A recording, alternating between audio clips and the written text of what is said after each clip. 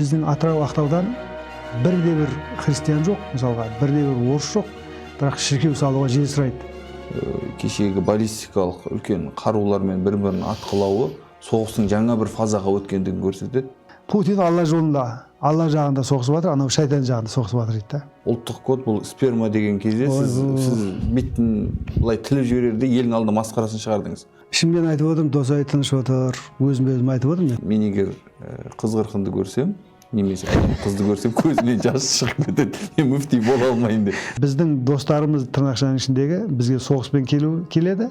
Ал бүгінгі біздің тырнақшаның ішіндегі жаңа достарымыз, яғни ағылшын жаһанданушылар, олар соғыспен емес, олар біздің дінімізбен, мәдениетімізбен, өркениеттік құндылықтарымыздың жаңа құнсыздануымен соғысатылар.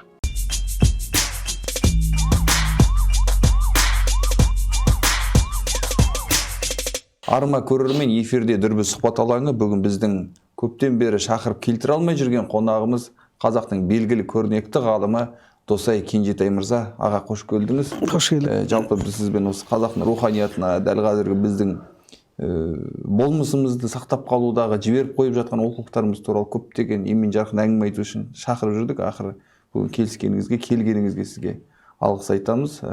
Рахмет. Жалпы дәл қазіргі жаһанданудың желі соқсын, бірақ мені дауыл болып құлатып жүрмесін дейтін сөз бар. Яғни ол жаһанданудың лебін ғана сезуіміз үшін біз қандай құндылықтарды қазір сақтап қалуымыз керек?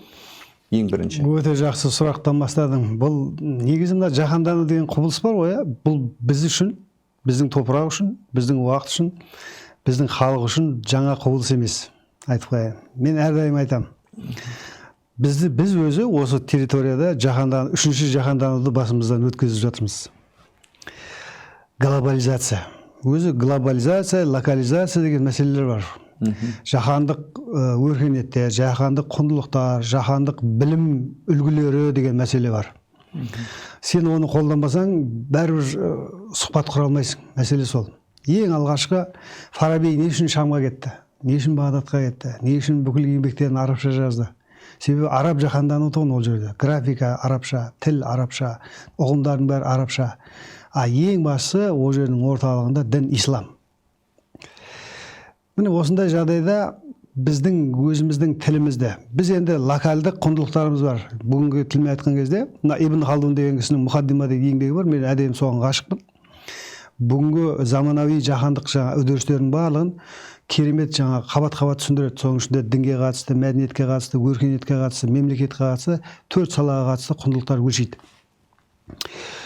Бірінші жаһандануымыз сонда біз араб жаһандануын басымыздан өткіздік біз. Кешеге дейін мысалға Ахмет Байтұрсынов туралы айтып жатырмыз. Біздің әріптерімізді усулы жадид бойынша, жаңа жадид тәмсілі бойынша графикамызды өзгертті. Қазір Қытайда әлі күнге дейін қолданылып жатыр ғой. Но бірақ графикамыз арабша. Оның алдында біздің бүкіл тіліміз, Абайдың жазғандарының барлығы қарасаң, сол қадимше деп айтамыз ғой.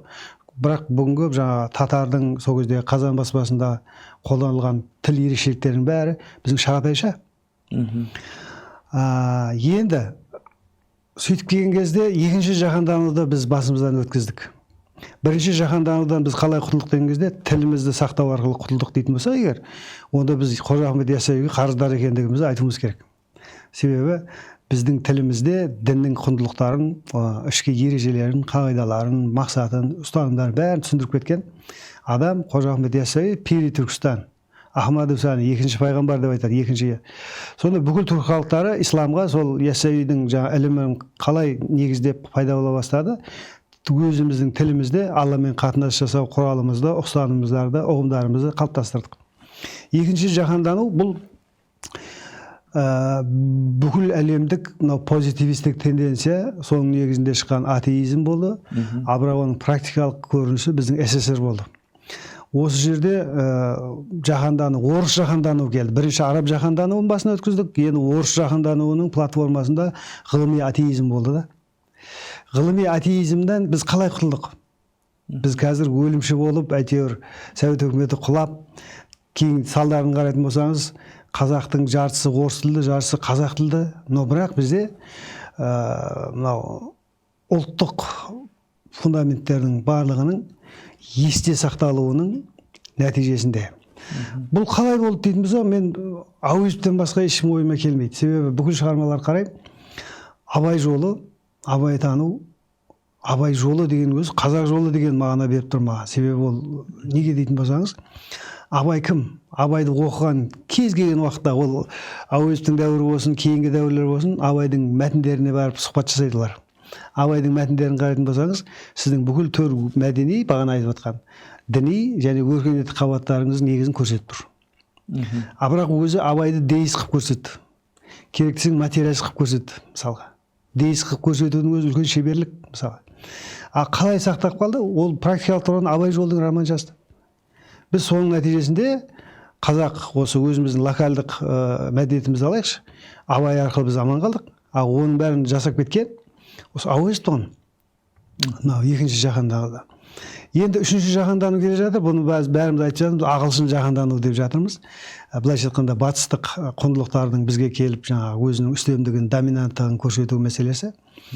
Қарасаңыз бізде қазір мынау дінге қарсы, кезінде мына атеизм деген ол ресми түрде дінге қарсы, ресми түрде Аллаға қарсы тұғын. Мына жерде біз көрінбейтін Аллаға қарсы, көрінбейтін дінге қарсы, көрінбейтін өзіміздің болмысымызға қарсы, бағанағы мәдени, өркениеттік болмысымызға қарсы өзіміз жұмыс істеп жатырмыз. Жаһанданудың мәселе. Біздің бүгінгі болмыс деген кездегі платформа бұл ұлт платформасы болады.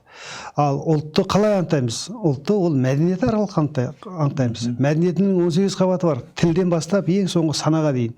Тілі бар, ойлау жүйесі бар, әдет-ғұрпы бар, салты бар, құқықтық, кәсібінің өзі, музыка, моральдық этикалық жүйесі, эстетикалық жүйелері, архитектурасы, мысалға, соның барлығы 18 қабатты құрайды екен, сазыменен.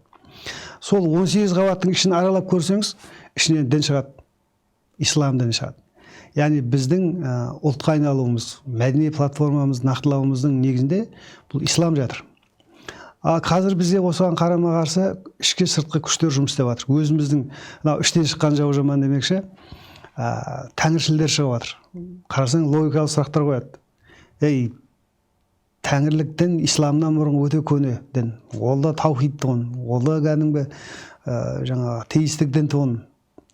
Біз енді бүгін қарадық, кеше ғана ислам дінін құбыжық көрсету процесі қазір нәтижесін беріп жатыр. Қандай процесс? Сақал, балақ, шолақ, әйелдерге қатынасты мәселесі, орамал қатынасы.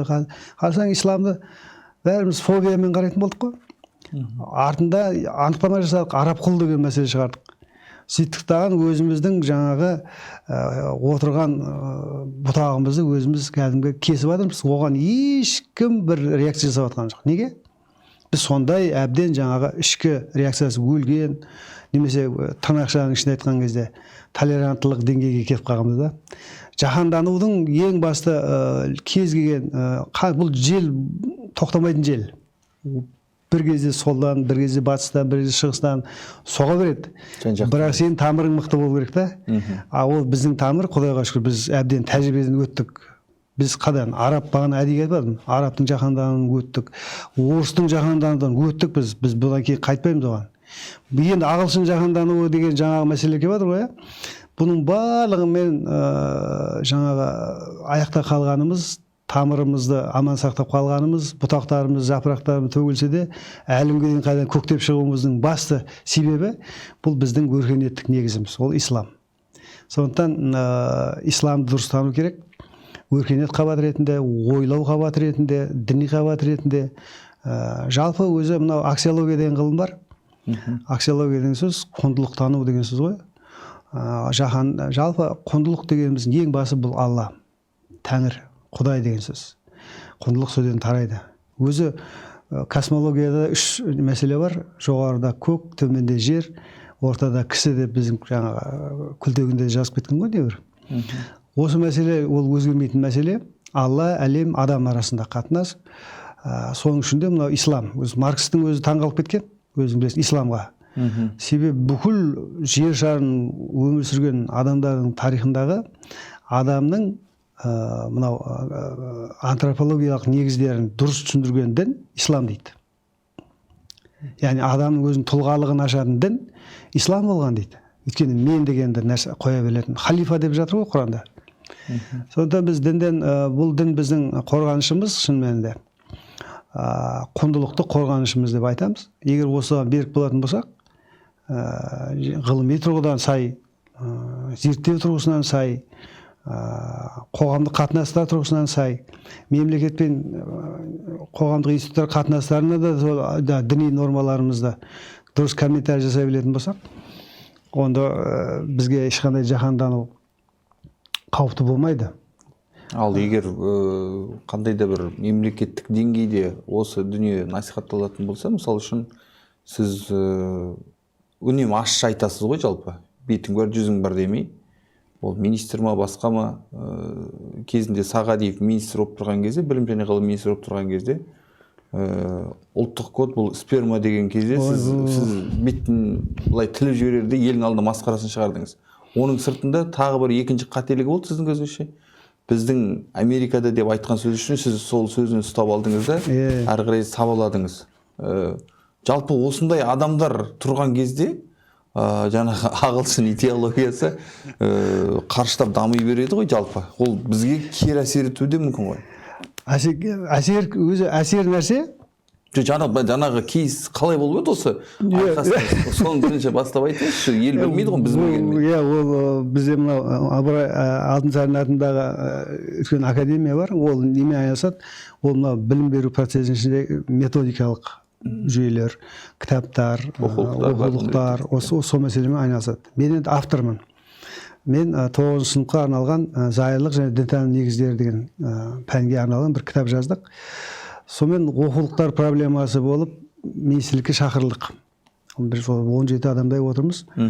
Бірақ президент айтты, сіз енді үндемей отырыңызшы деді. Енді мен мінезімнен біледі ғой енді.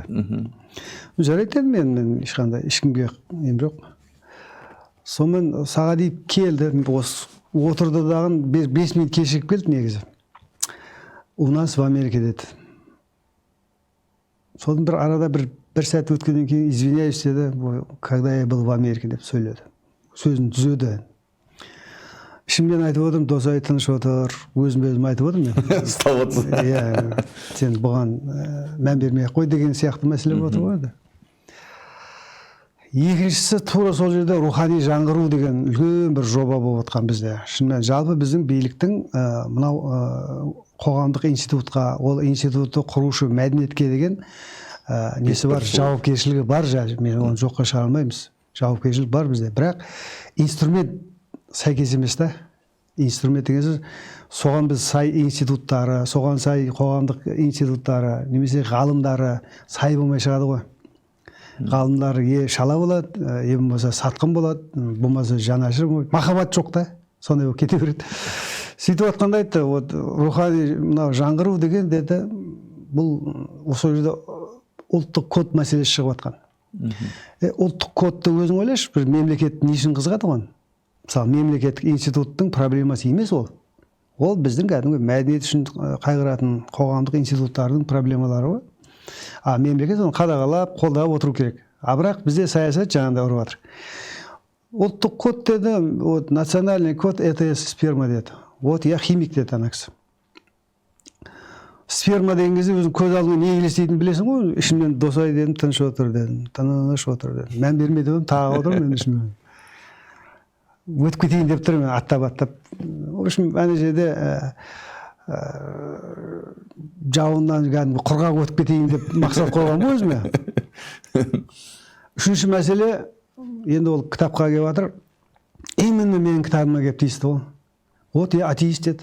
Өзім байқадың ғой, басында американец деді, одан кейін жаңағы химик деді, ол жаңағы спермаға келген кезде. Енді дінтану кітабына келген кезде атеист дейді жаңағы.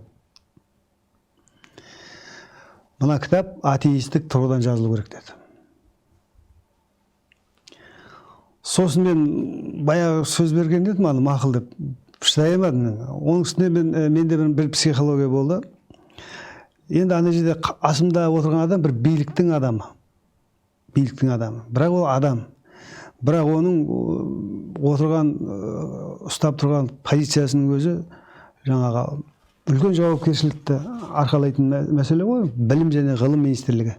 еще бір министрліктің министрі, мысалы біздің үкіметтің министрі айтып жатқан сөздерін елшеп қарадым да, мен кім, мен әшейін қарапайым ғалым адам, бұған бір сабақ берейін деп ойладым.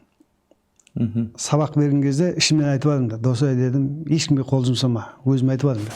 Қолымды түйіп алғам жұдырықта атасына, әдейіге ана сыртқы формада бір қара бәле келіп жұдырығын түйіп ұрайын деп келатыр деген сияқты бір үрей туғызу ғой енді. Бірақ ішімнен айтып келатырмын, қол жұмсама деп келатырмын.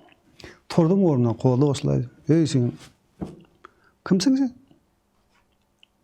Мына отырған сен креслоң әкеңнің қалған мұра емес қой бұл. Сен бір Қазақстан деген үкіметтің соның министрлігінің бір өкілісің. Сен мына креслода не только атеист, сатанист болсаң да, сен мынандай мәселе айта алмайсың. Кім бер саған бұндай құқық? Деп жақындап келдім ғой. Сонымен столды бұрды. Жиналыс бітті деп. Сонымен артында сөйтсем есігі бар екен, арғай тағы кіріп кетпекші екен.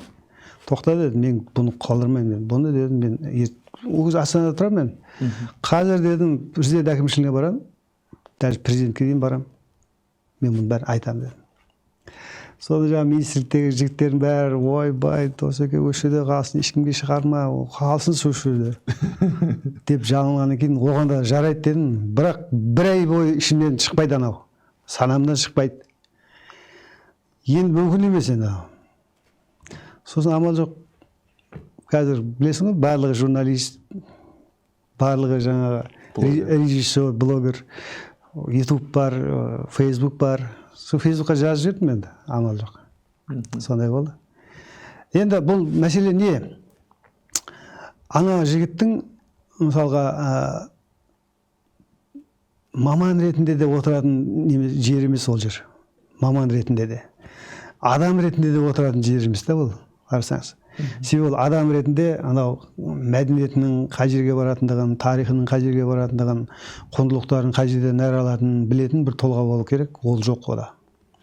Маман ретінде дейін десеңіз, білім беру процесінде болмаған адам анау. Сөйтті да ол жоғарыдан әкеп қоя салды. Оған бір министр, бір ректор, немесе бір директор, немесе білім басқармалары реакция жасап жатқан жоқ та. Бұл адам бізді басқара алмайды, құрметті президент деп айтатын бір қазақ жоқ та. Бізде сондай ғой жүйе, білесің ғой. Әкеле салады. Одан кейінгі масқараны қарасайшы, оның атағы жоқ ананың. Негіздеме жасайды ғой. Баяғыда министрлер, бүкіл елдің министріне барыңыз, минимальный ол профессор. Академик дегенді қоя берші, тырнақшаның ішінде нәрсе. Біз не істедік? Білім беруді жалпы анау құнында, функциясында, ролінде бәрін түсіріп тастадық та. Енді басында жаңағыдай атағы жоқ адамдар қоямыз. Осы олы процесс білмейді. Ғылым жасаудың өзі үлгі ғой, процесс қой. Соны көріп, соны қорғап, не үшін қорғап атқандығы, қандай негіздеме жасап атқандары, сол процесс ішінде жүрсе, оның рухында тәжірибе болып қалады ғой, санасында. Ол келеді тағын, министр болып келеді тағын, ғалымдарға лекция оқиды да. Бізде осындай ахуал. Мен осы Астанада тұрғанда, Дін істер комитеті, Дін істер министрлігі сол кездегі. Мен енді, мысалы, теолог, дінтанушы ғалыммын мен, мысалы. Мен сол министрдің айтпақшы болған ойын Қазақстандағы проблемалармен үндестіре алатын, комментарий жасай алатын, сабақтастыра алатын бір адаммын, мысалға. Былай қарап отырамын. Анау бір ғалым өзінше. Мемлекет не істеу керек? Мемлекеттің мәселесі ғалымдар не деп жатыр, қоғам не деп жатыр, соның ішінен өзінің саясатына керектісін ала білу керек. Бұлар өйтпейді. Маған ақыл айтқысы келеді. Сосын менің эгомды білесің ғой, аспанмен тұрып, Астананың аспанында қалықтап тұрады. Сразу айтам, сен мынауың дұрыс емес, мынауың дұрыс емес. Бүкіл жаңа сондай. Ол КМБ болсын, ол министр болсын маған. Өйткені мен айтам сол жерде, мен жаңашылықпен айтам мысалы. Біреулер пиар жоқ менде, не керек бұл пиар маған? Мен сол сәтте, сол уақытта, сол кеңістікте, сол уақытта тиісті сөз айтып кету керек болды. Темірді қызған кезде солыңыз керек. Басқа не алым, сыртынан айтып, жамандап, мен көзін айтып кетемін. Есіңізде ме, баяғыда Астана қаласында жиналыс болып жатыр. Астана қаласының мәслихатында проблема көтеріліп жатыр. Астана қаласына мынау перифериядан, сырттан жастарды кіргізбеу керек деген мәселе қойып отыр. Неге десең, жастардың бәрі вахабист, жастардың бәрі сәләфи, сақал, мақал, анау мынау. Соны тоқтату керек деп. Не істеу керек десең, жастарды кіргізбейік дейді. Тыңдап отырмын, айтып айналайындар дедім, ең болмаса мына тарихтың 3 категориясы бар дедім. Өткені, бүгіні, болашағы бар. Баяғы өткен тарихымызда Алматы деген үлкен қала бар тұғын. Алматының анықтамасы қазақтардың астанасы тұғын, ұйғырлардың асханасы тұғын, орыстардың баспанасы тұғын. Қазақ сорлы Алматыдан жаңағы үй өзін прописка дейміз ғой жаңағы. Тіркеу ала алмайтын тұғын. Сөйтіп анаяқ мынаяқ бейшара ауылдан көрген нағашы жиен құда бірдеңені паналап сөйтіп әйтеуір өсіп кетеді тұғын. Оған ресми түрде прописка заңдылық бермейді тұғын. Енді бүгін Астана деген қалада қазақтың баласы сол пропискаға тағы зәру қылсаңдар. Кешегі Совет үкіметінің не айырмашылықтарың бар? Сендердің сылтауларың дін, үрей, террорды өздерің жасап отырсыңдар. Дінді. Қазақтың баласы бұл жерге келмей қайда барады? Бұл бір. Екінші дедім, қазақтың балдары дінді, исламды қабылдап алса егер, онда сендер болашақтарың үшін кепілдік бар екен деп қуаныңдар. Мен егер қазақтың баласы болашақ үшін христиандықты, жаңағы басқа да Кришна бірдеңе қабылдап жатса, онда мен айтар едім сендерге, мына балдарды тоқтатыңдар. Бұлар ислам деп жатыр ғой. Значит, сенің тарихилығыңды мойындап жатыр, қабылдап жатыр, құндылығыңды қабылдап жатыр, санасы сезініп жатыр ол. Мәселе оған білім беруде жаңа процесті өзің компоненті қоюың керек бір.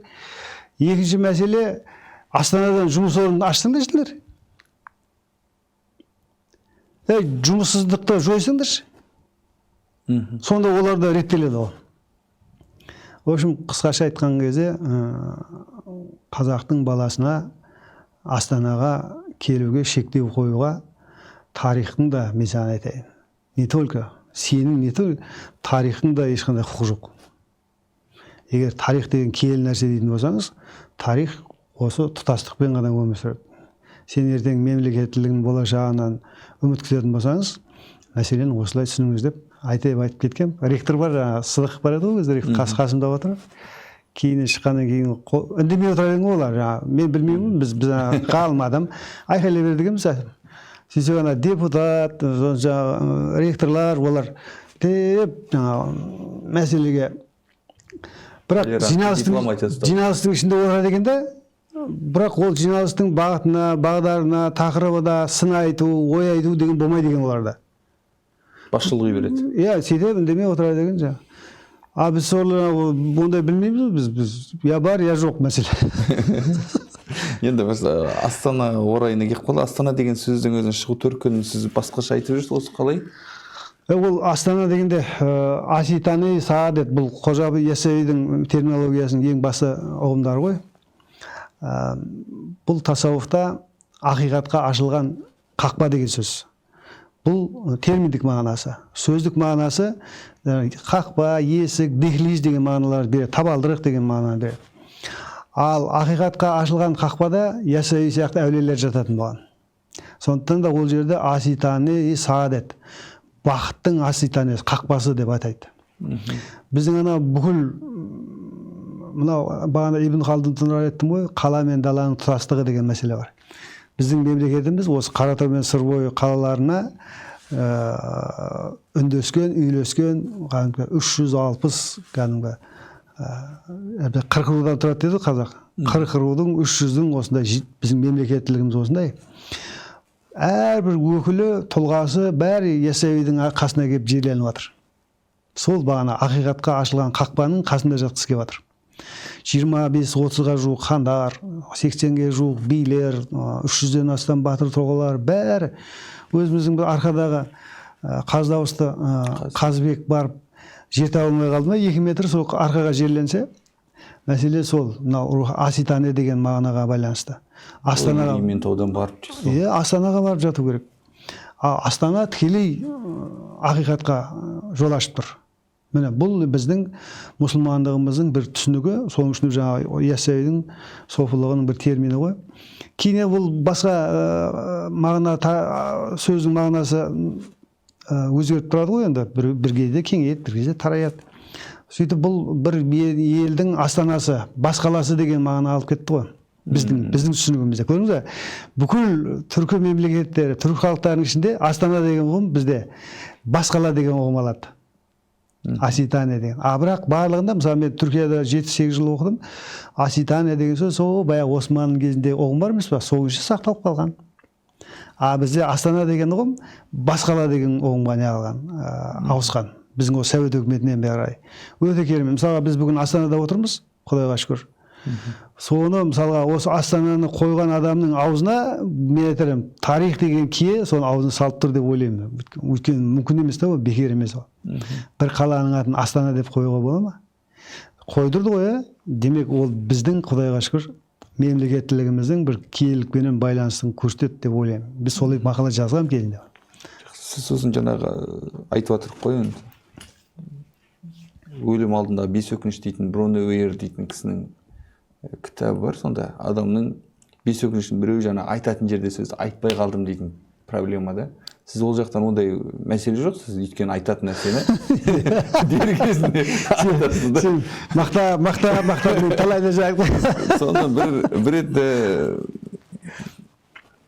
Ғарифолла есімнің алдында да ол ұмытылған дегенді айтқан кезде сіз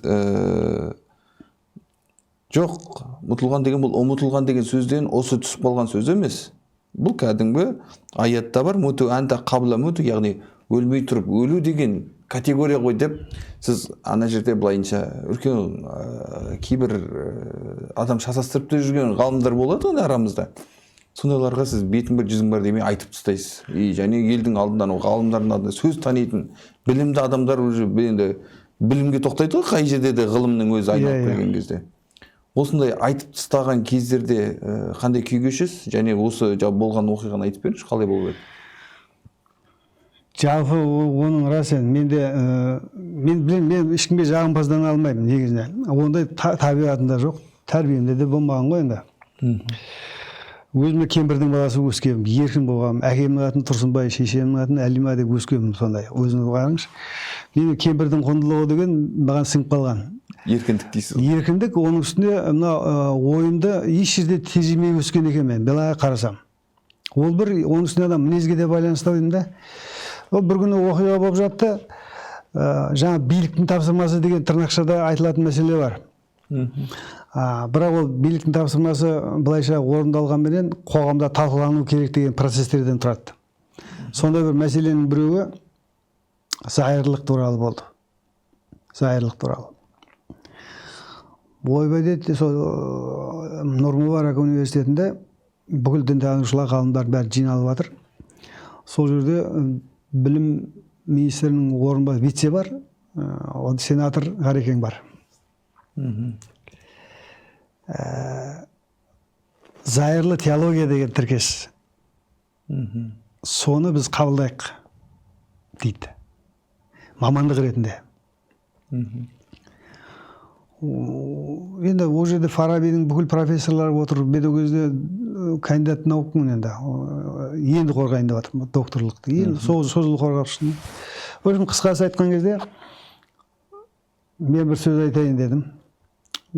Вице берді.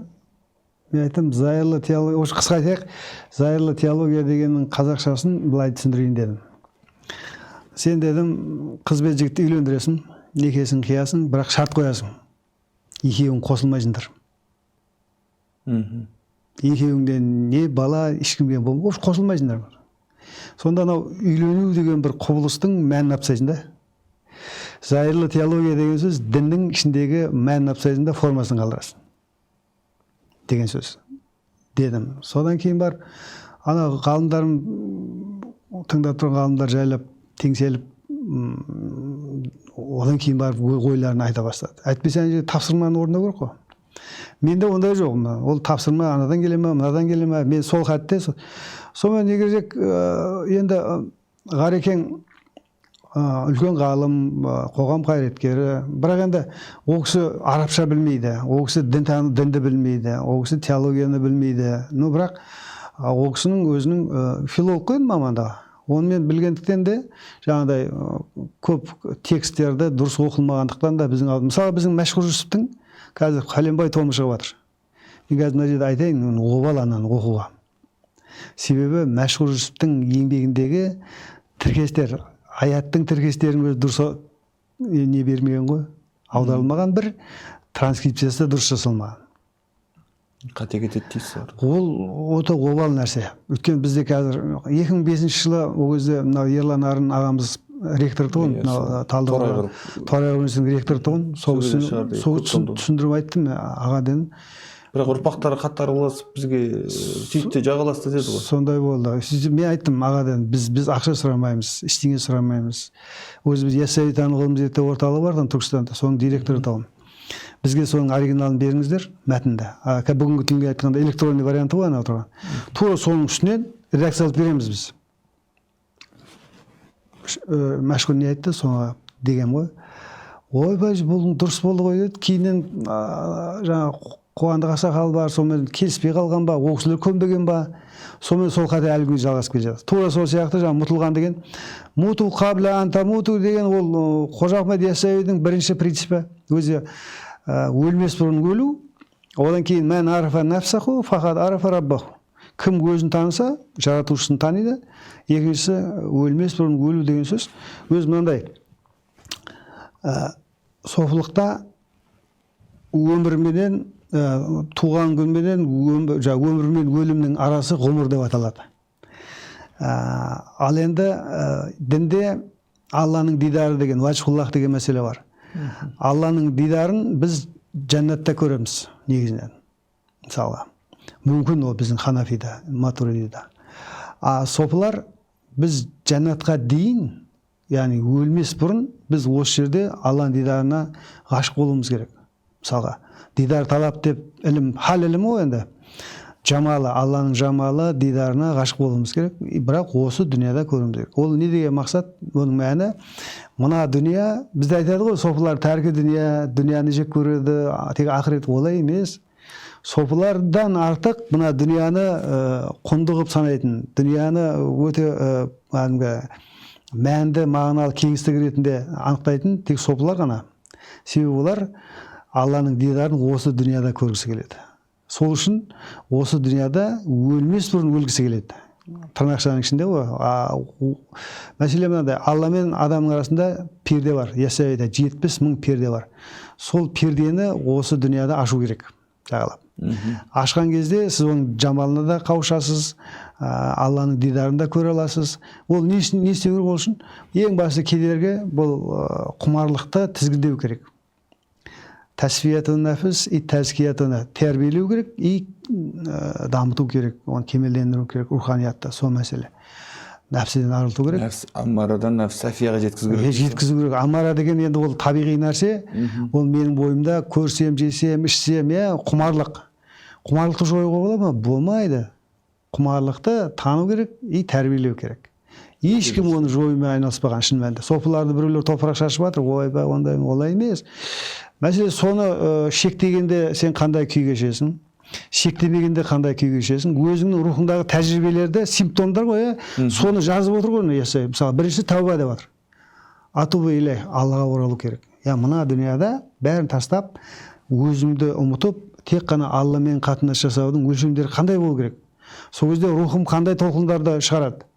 Сонда өзіңді өзің тану, мынау Яссауидің хал ілімі деген сөз, өзіңді тану ілімі шын мәнінде. Оны анау біздің Юнг айттым ғой, Юнг өте керемет жазып кеткен. Карл Густав Юнг деген. Рахмет оған, мысалы. Сол өзі мойындап жазып кетті. Мен мына рухтың осындай мақамдардан тұратын архетиптерінің барлығын орта ғасырлық дейді. Осы Яссауиден деп айтпаған, орта ғасырлық түрк мистиктерінен алдым деп жазып кеткен. Мен ойлап отырмын, сол Қожа Ахмет Яссауи болу керек, кейінгі Насафи болу керек деп ойлап отырмын қазір. Кәдімгі. Ал бірақ сонда тауба мақамын, мысалға, 6 түрлі мақам жазып кетті ғой, мысалы, Юнг. Яссауиде 70 мақам бар. Біз соны Құда қаласа жайлап, яғни бізде бүгін коучтар көбейіп кетті ғой жаңағы. Қарасаң психологтар көп, анау көп, ананы өйтсең былай қылады дейді. Бұның бәрі не? Шын мәнінде біз адам психологиялық болмыспыз шын мәнінде. Біз кішкентай нәрсе көңілге келеді бізде. Бір сөз айтсаң көңіл қалып қояды. Бір сөз айтсаң көңіл жұбатасың. Бір сөз айтсаң шаттандырасың мысалға. Сөз деген құдірет қой мысалға. Бұл психологиялық мәселе шын мәнінде. Сонда ол сөзбен не айтасың? Ұғымдарды айтасың, терминдерді айтасың, категорияларды айтасың, жаңағы тіркестерді айтасың ғой. Значит, адамға керегі сол. Мынау Ясауидің халіндегі жаңа 70 хал деп тұрмыз ғой, барлық сол ұғымдардан, категориялардан тұрады. Соның мазмұнын ашып беретін болсаңыз, соны адамға жеткілікті қылып түсіндіретін болсаңыз, онда Құда қаласа өзін жаңағы муту қаблян тамуту деген мәселе осыған байланысты болып шыға келеді барлығы. Шәкәрімнің саят қораға кетіп қалып, елден жырақ кетіп, мұтылған деп аталуы да, өзі сол кездегі өзінің аты, осы шығармасында атын мұтылған деп қояды, және өзінің бүркеншік есімде мұтылған деп қойып, сонда жаңағы өлмей тұрып өлу ма сонда бұл кісінікі? Мынау Шәкәрім бір қызық оқиға болды, баяғыда мынау Исматулланың шәкірттері болды ғой. Сонымен Саят Ыбраев профессор екеуміз бір купеде неменен Алматыдан Семейге бара жатырмыз. Барғанша әңгіме осындай жаңа сіздің сұрақтар қойып бара жатырмыз. Астана Семейден түсіп, ертесіне атамыздың басына кеттік. Саят екеуміз барып Абайдың басына бардық та, анау қасындағы тағы 30-40 адам одан аттап Шәкәрімге кетіп қалды. Бірінші сұрақ разумный и рациональный сұрақ қой Саяттікі. Бұлар қызық дейді. Шәкәрімнің ұстазы болған Абайға келмейді, бірінші Шәкәрімге баратыр дейді. Көрдіңіз қандай? Разумный сұрақ ол кезде. Кейін 5-6 жылдан кейін ондай сұрақ Саяттың аузынан шықпайтын болды. Себебі өзі фанат болып кетті ғой. Ал Шәкәрімнің теориялық, болмыстық, тарихи несі тұтастығын, кісілігі. Шәкәрімнің 37-ші жыл деп жатырмыз ғой.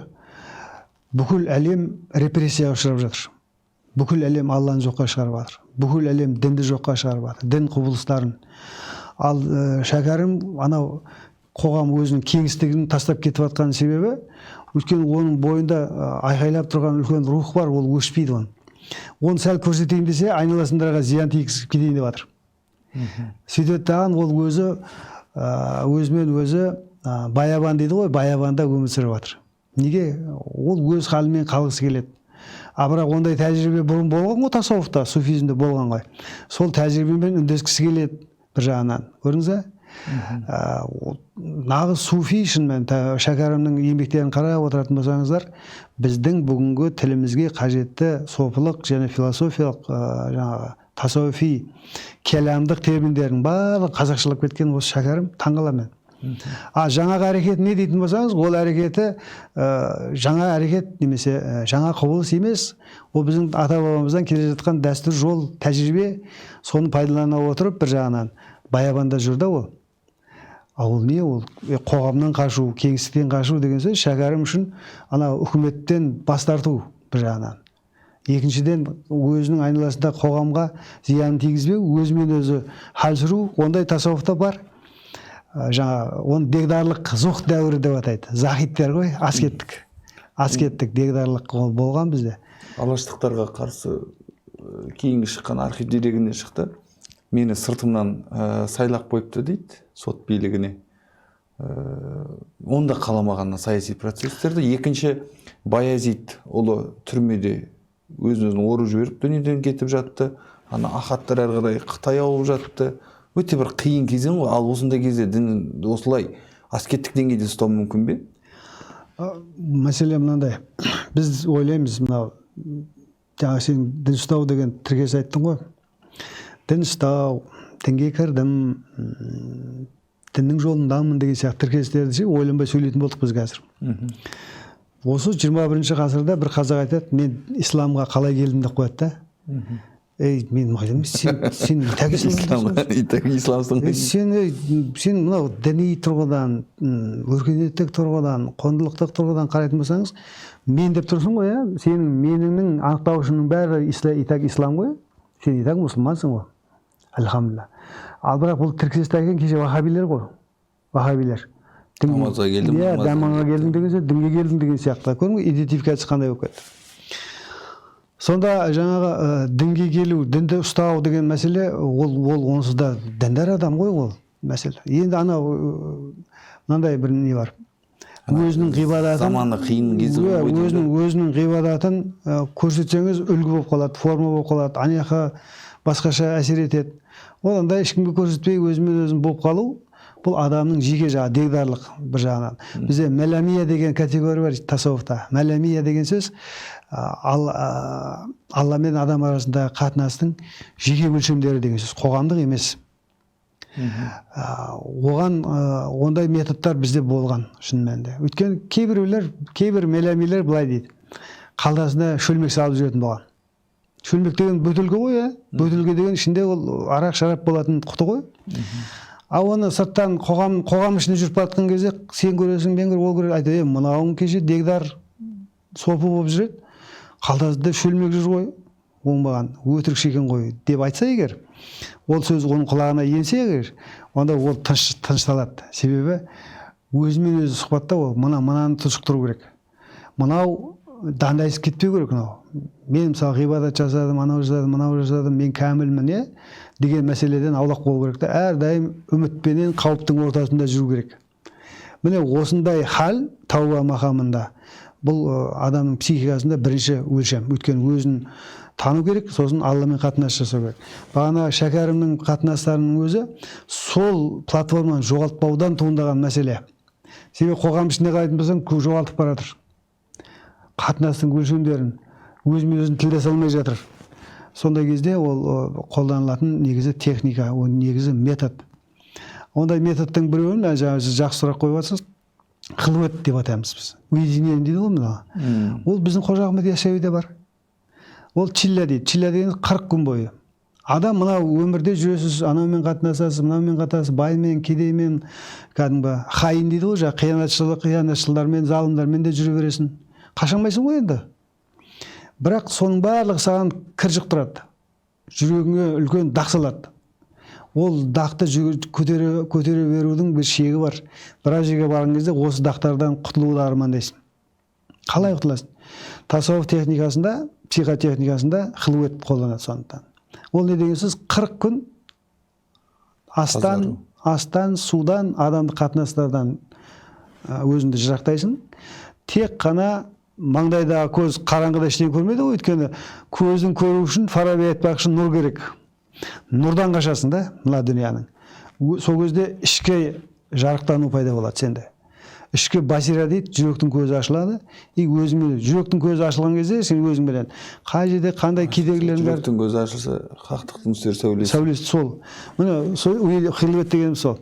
Сөйтіп өзіңмен өзің сұхбат құрасың, диалог құрасың, өзіңді өзің тануға тырысасың.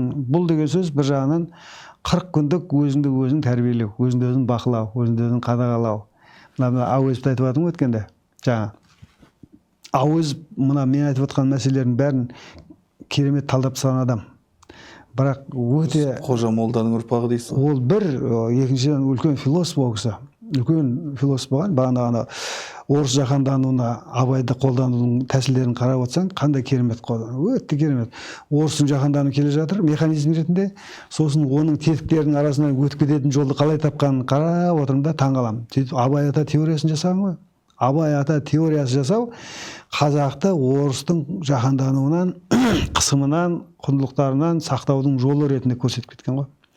Сондықтан жаңағы хилвет деп атқанымыз, болмаса жаңағы өзін сақтау, немесе далада өзімен жеке қалу, Алламен қатынас жасаудың өлшемі деген кезде, ол сондай өлшемдер болады. Барлығы ішкі тазалықты қамтамасыз етудің шарттары ғой барлығы. Бағана бөтелке туралы күшті нәрсе айтып жатсыз да, мына адамның, яғни діни адамның, діндар адамның бір дандайсып кетпеу үшін, бір определен өзіне бір күшті нәрсе. Мысалы үшін сіз туралы өте күшті дерек бар. Назарбаев сізді Астана қалдыртады. Үлкен бір орталық құрамыз дейді.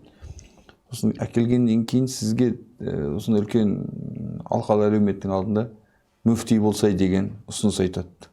Сол кезде сіз мүфти болса деген кезде сіз бұлай депсіз, мен егер қыз қырқынды көрсем, немесе әйел қызды көрсем көзімнен жас шығып кетеді, мен мүфти бола алмайын деп.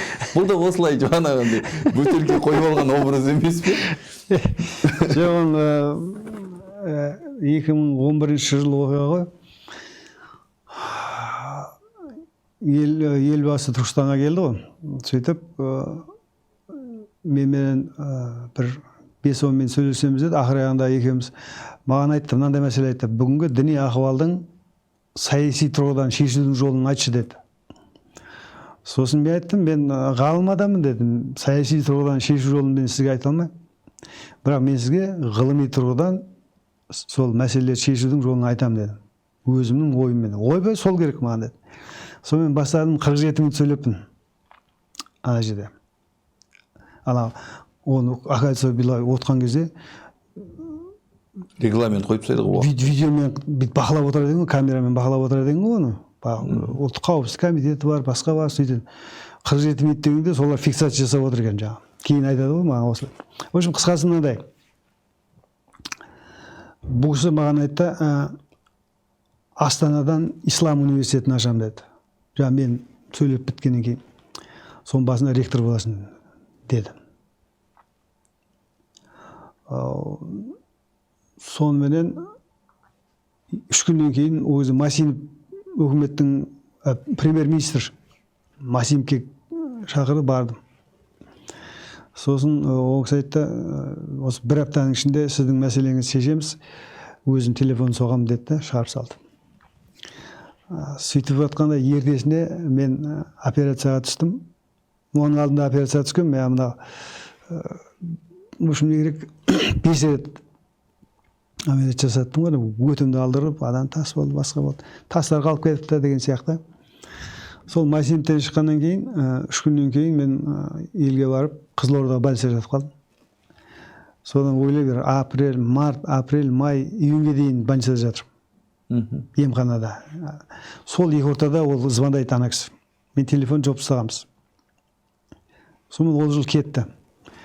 Келесі жылы шақырып жатыр дегеннен кейін мен одан шықтым, әйтеуір аман есен 93 кило болып процессқа 93 кило болып жаңағы операцияға кірдім да 57 кило болып шықтым ғой. Сондай болды жағдай. В общем, не керек шақырып жатыр деп, ол кезде госсекретарь Мұхтар Құл-Мұхаммед екен.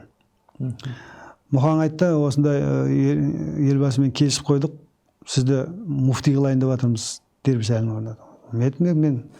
Мен муфти бола алмаймын деді. Муфти бола алмаймын. Мен ғалым адаммын. Менен молда шықпайды. Мен ойым не деп білесіз бе? Алдыңғы сөз бар емес пе? Астанадан Ислам университетін ашамын, соны ректор боласың деген ғой. Мен президенттің өзі сол айтқан. Ана кісі айтады, мені молда қылып жібермекші. Менің ойым ойлап отырмын, бұлар значит анаған басқа біреу жіберіп, мені жаңа мына жаққа бұрып жібермекші деп ойлап отырмын ғой. Бұл бір. Екіншіден, ол дінге қызмет ету деген оңай нәрсе емес.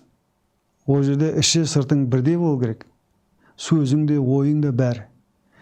Сосын Мұхан айттым, Мұха дедім, менен молда шықпайды деп. Дедім. Мен дедім, беті қызыл қыз көрсе бетін бұрылып кетем дедім соған. Баяғыда ана кемпірдің баласы болған ғой, бейшара әжем 5 уақыт намаз оқиды. Сол 70-ші жылдар ғой. Бірақ ана ауылда келін түсіреді, біреу құда болады, құда күтіп жатады ғой енді. Соны менің әжеме сөз береді, мына 2 жастың бақыты үшін немесе мына құдалардың қадамы құтты болсын деп жаңағы тілек айтқызады, сөйтеді де ана қайныларын яғып, мына 100 граммды алдырып алсаңызшы деп қинайды ғой. Дейді, бабыл ат көтеріп тастайды оны. Ойлаймыз, 5 уақыт намаз қайда қалды деп. Құдайдың өзі кешірсін деп кете бермін. Сол сияқты айттым, бұл менен молда шықпайды деп айтқаным ол рас. Сөйтіп бас тартып кеттім ғой. Кейіннен менің бүкіл жаңа достарым бәрі маған сөгіп, мақұл дей салмайсың ба деп не алады. Мен басқа дін деген біздің құндылығымыз, оның басында өзі соған лайықты адамдар жүру керек. Мен соны тек қолдаймын. Болды. Сөзің, ісің, амалың кәдімгі бетіңден нұр шашып тұру керек қой. Сондай болу керек. Менің бетімде Нұршажардың беті емес қой, менікі деймін ғой, жаңағы тырнақшы күледі ғой маған. Мен қап-қарамын деген ай жүзді деген сияқты айтып жатырмын ғой. Жоқ, расында солай. Өйткені муфти болу ол екінің бірінің қолынан келмейтін іс. Біріншіден себебі ол Алланың діні, исламның сен көрінісісің ғой, былайша айтқанда. Қаласаң да, қаламасаң да адамдар солай көреді. Ол лидер, діни лидер болу керек. Ол жерде Алланың дінін танудың деңгейлерін де тану керек қой анау. Ал менше, мен ана деңгейлерді тани алмаймын, шынымды айтсам. Себебі мен бір-ақ деңгеймен айтамын, ғылыми таныммен ғана айтамын. Оны ана төмендегі адам оны ешқашан түсінбейді оны. Муфти соны сезіп отыру керек ол. Анау қай деңгейде сұраныс жасады, оған қандай сұрақ, қалай жауап беруім керек, былайшаң сұхбат қой. Сұхбат дегенде тепе-теңдік деген сөз сұхбатта. Өзінің қоғамыменен оның діни танымды, діни білімді, діни тәжірибені, сұранысының несін білу керек қой, адресін. Оңай емес ол. Мен шындығын қарасам, мен муфти болмайтын себебі, мен тек қана кез келген мәселеге ол алдындағы адам түсінеді ма, түсінбейді ма, мен де бір-ақ шаблонға үйренгем. Ол ғылыми таныммен айтам. Оны менің тыңдап отқандардың қандай деңгейі бар, сол деңгейде ғана түсінеді дағын, арғай деңгейде жетпесе түсінбейді ол. Бірақ кейін, біраз уақыттан кейін әйтеуір қабылдауы мүмкін да. Ол бар енді. Сөзіңізді бөлмейін дедім. Біздің де әжеміз енді осы намаз 5 уақыт өзде күйеу шалы молда болған кісі ғой енді. Сонымен жаңағы бір ағамыз намаз оқып бастап атқан ғой енді. Сөйтсе ағамыз тиісіпті да. Сен бір ана бауырымыз сияқты ма дін, жол әлде апамдікі дей ма депті. Апамдікі қандай десе, апамдікі өте толерантты дін, немерелер үйленген тойдамалақта міндетті де бір көтереді деп. Ол кез 70-ші жылдар бір совет үкіметі ғой, Айдарлы деген мәдениет қалыптасқан. Айдарлы деген ауылдамыз. Өте құнарлы, мәдениеті бәрі сақталған қазақы мәдениетті ауыл ғой. Апамның діні күшті дін болып тұр, негізі. Күшті дін ғой, бірақ қана көңіл деген мәселе бар, Ана бір кез гөніл иқтың исе деп тұр ғой, көңіл қалдырмау керек мәселесі ғой енді. Ана жерде. Енді бір жаны аңғал адамдар ғой, принцип жаңа. Жаман бір не көріп тұрған жоқ ол жерден. Енді Құдайдың өзі кешесін деп тұр. Құдайға тәуекел етіп тұрған адамдар ғой олар. Құдайға сенімі күшті де сол кезде шын мәнінде, әйтпесе ана арақты ешкім ішпейді. Құдайға сенім болған кейін. Ағамыз әлі жығып айтады. Сосын қазіргі мүфти Наурызбай Қажы Тағанұлымен сіз бір үлкен бір сапарға шықтық деп бір үлкен пост жаздыңыз. Қай жаққа барып? Монғолияға бардық. Монғолияға. Сол жалпы адам сапарда таниды дейді ғой. Жалпы қалай баға бердіңіз? Жоқ, ол Наурызбайды мен бұрыннан білем ғой, мен кішкентайынан бұрыннан танимын. Наурызбайдың өз ұстанымы бағана мен айтқан бар ғой, қабаттардың А, Б, Ж, Д, С деген қабаттардың барлығын тану қабілеті бар да оның, түсіндіңіз ба? Ол ғалыммен ғалымша сөйлейді. Қарапайым адаммен қаламша сөйлейді деген сияқты. Тілді анықтай алады да, ана ракурсты қоя алады, болмаса өлшемдерді қоя алады деген сияқты. Наурызбай ол жағынан Құдайға шүкір мықты. Кеше Монғолияға барғанда да, жалпы Монғолияға барған сапарымда мен Ратбек қажының рөлін бұрын онша мән бермеппін. Ратбек қажының рөлін көріп, ана жерде өзім қатты әсер алдым. Ратбек алғаш біздің егеменді ел енді болып жатырмыз. 91-92 жылдар, 91 жылдар. Қаржы да жоқ, басқа да жоқ. Ратбектің істеп жүрген тілін қара, Ресейге барған. Ресейдің қазақтары. Алтай ғой мынау. Жалпы Алтайды қарасаң қызық, Қазақстан жағындағы Алтай бар, Ресей жағындағы Алтай бар, Монғол жағындағы Алтай бар, Қытай жағындағы Алтай бар. Бәрі қазақтар. Баяғы Мағжанның сөз өлеңдерін қарап отыратын болсаңыз, Өр Алтай деген үлкен бізде символ ғой. Тек қана символ емес қой, бір жағынан ол біздің шын мәнінде. Ертүріктің жалпы тараған бесігі, сол жерге барады ғой Ратбек. Сөйтеді дағы жаңа шоғырланып отқан Ресейдің қазақтарынан, сосын шоғырланып отқан Монғолияның қазақтарынан адамдарын, студенттерін алып, мына жерде оқытады Алматыда. Дін мәселесі. Одан кейін бірінші мәселе өз Монғолияға барып, осындай жұмыстар жүргізіп жатыр. Оның нәтижесін қарасаң, қазір мысалға сол кездегі мынау Қосағаш деген жерге бардық, оның ар жағында жаңа Баян-өлгейге бардық. Сол бәрі Радбектің қолдан басып жатыр әр жерде. Себебі қазақтарымыз сол кезде Радбектің несіменен, қолдауыменен, бағдарыменен білім алып, сол қызмет етіп жатыр, ары қарай каналдар ашылып жатыр. Мысалға. Бұл міне мемлекеттіліктің бір өлшемін көрсетіп кеткен кісіден таңға рахмет айттым ба? Міне біздің муфти. Деструктивизмін сақтап қалды дейсіз ол жақта. Сақтап қалды. Бір, екінші мынау атеизмнен кейінгі кезеңде мынау діни ұстаным ол табиғи келе жатқан күш қуат. Соны сен пайдаланбасаң, сен бағыттамасаң, басқа біреулер бағыттанып кететін еді ғой. Соны егеленіп қалған адам анау.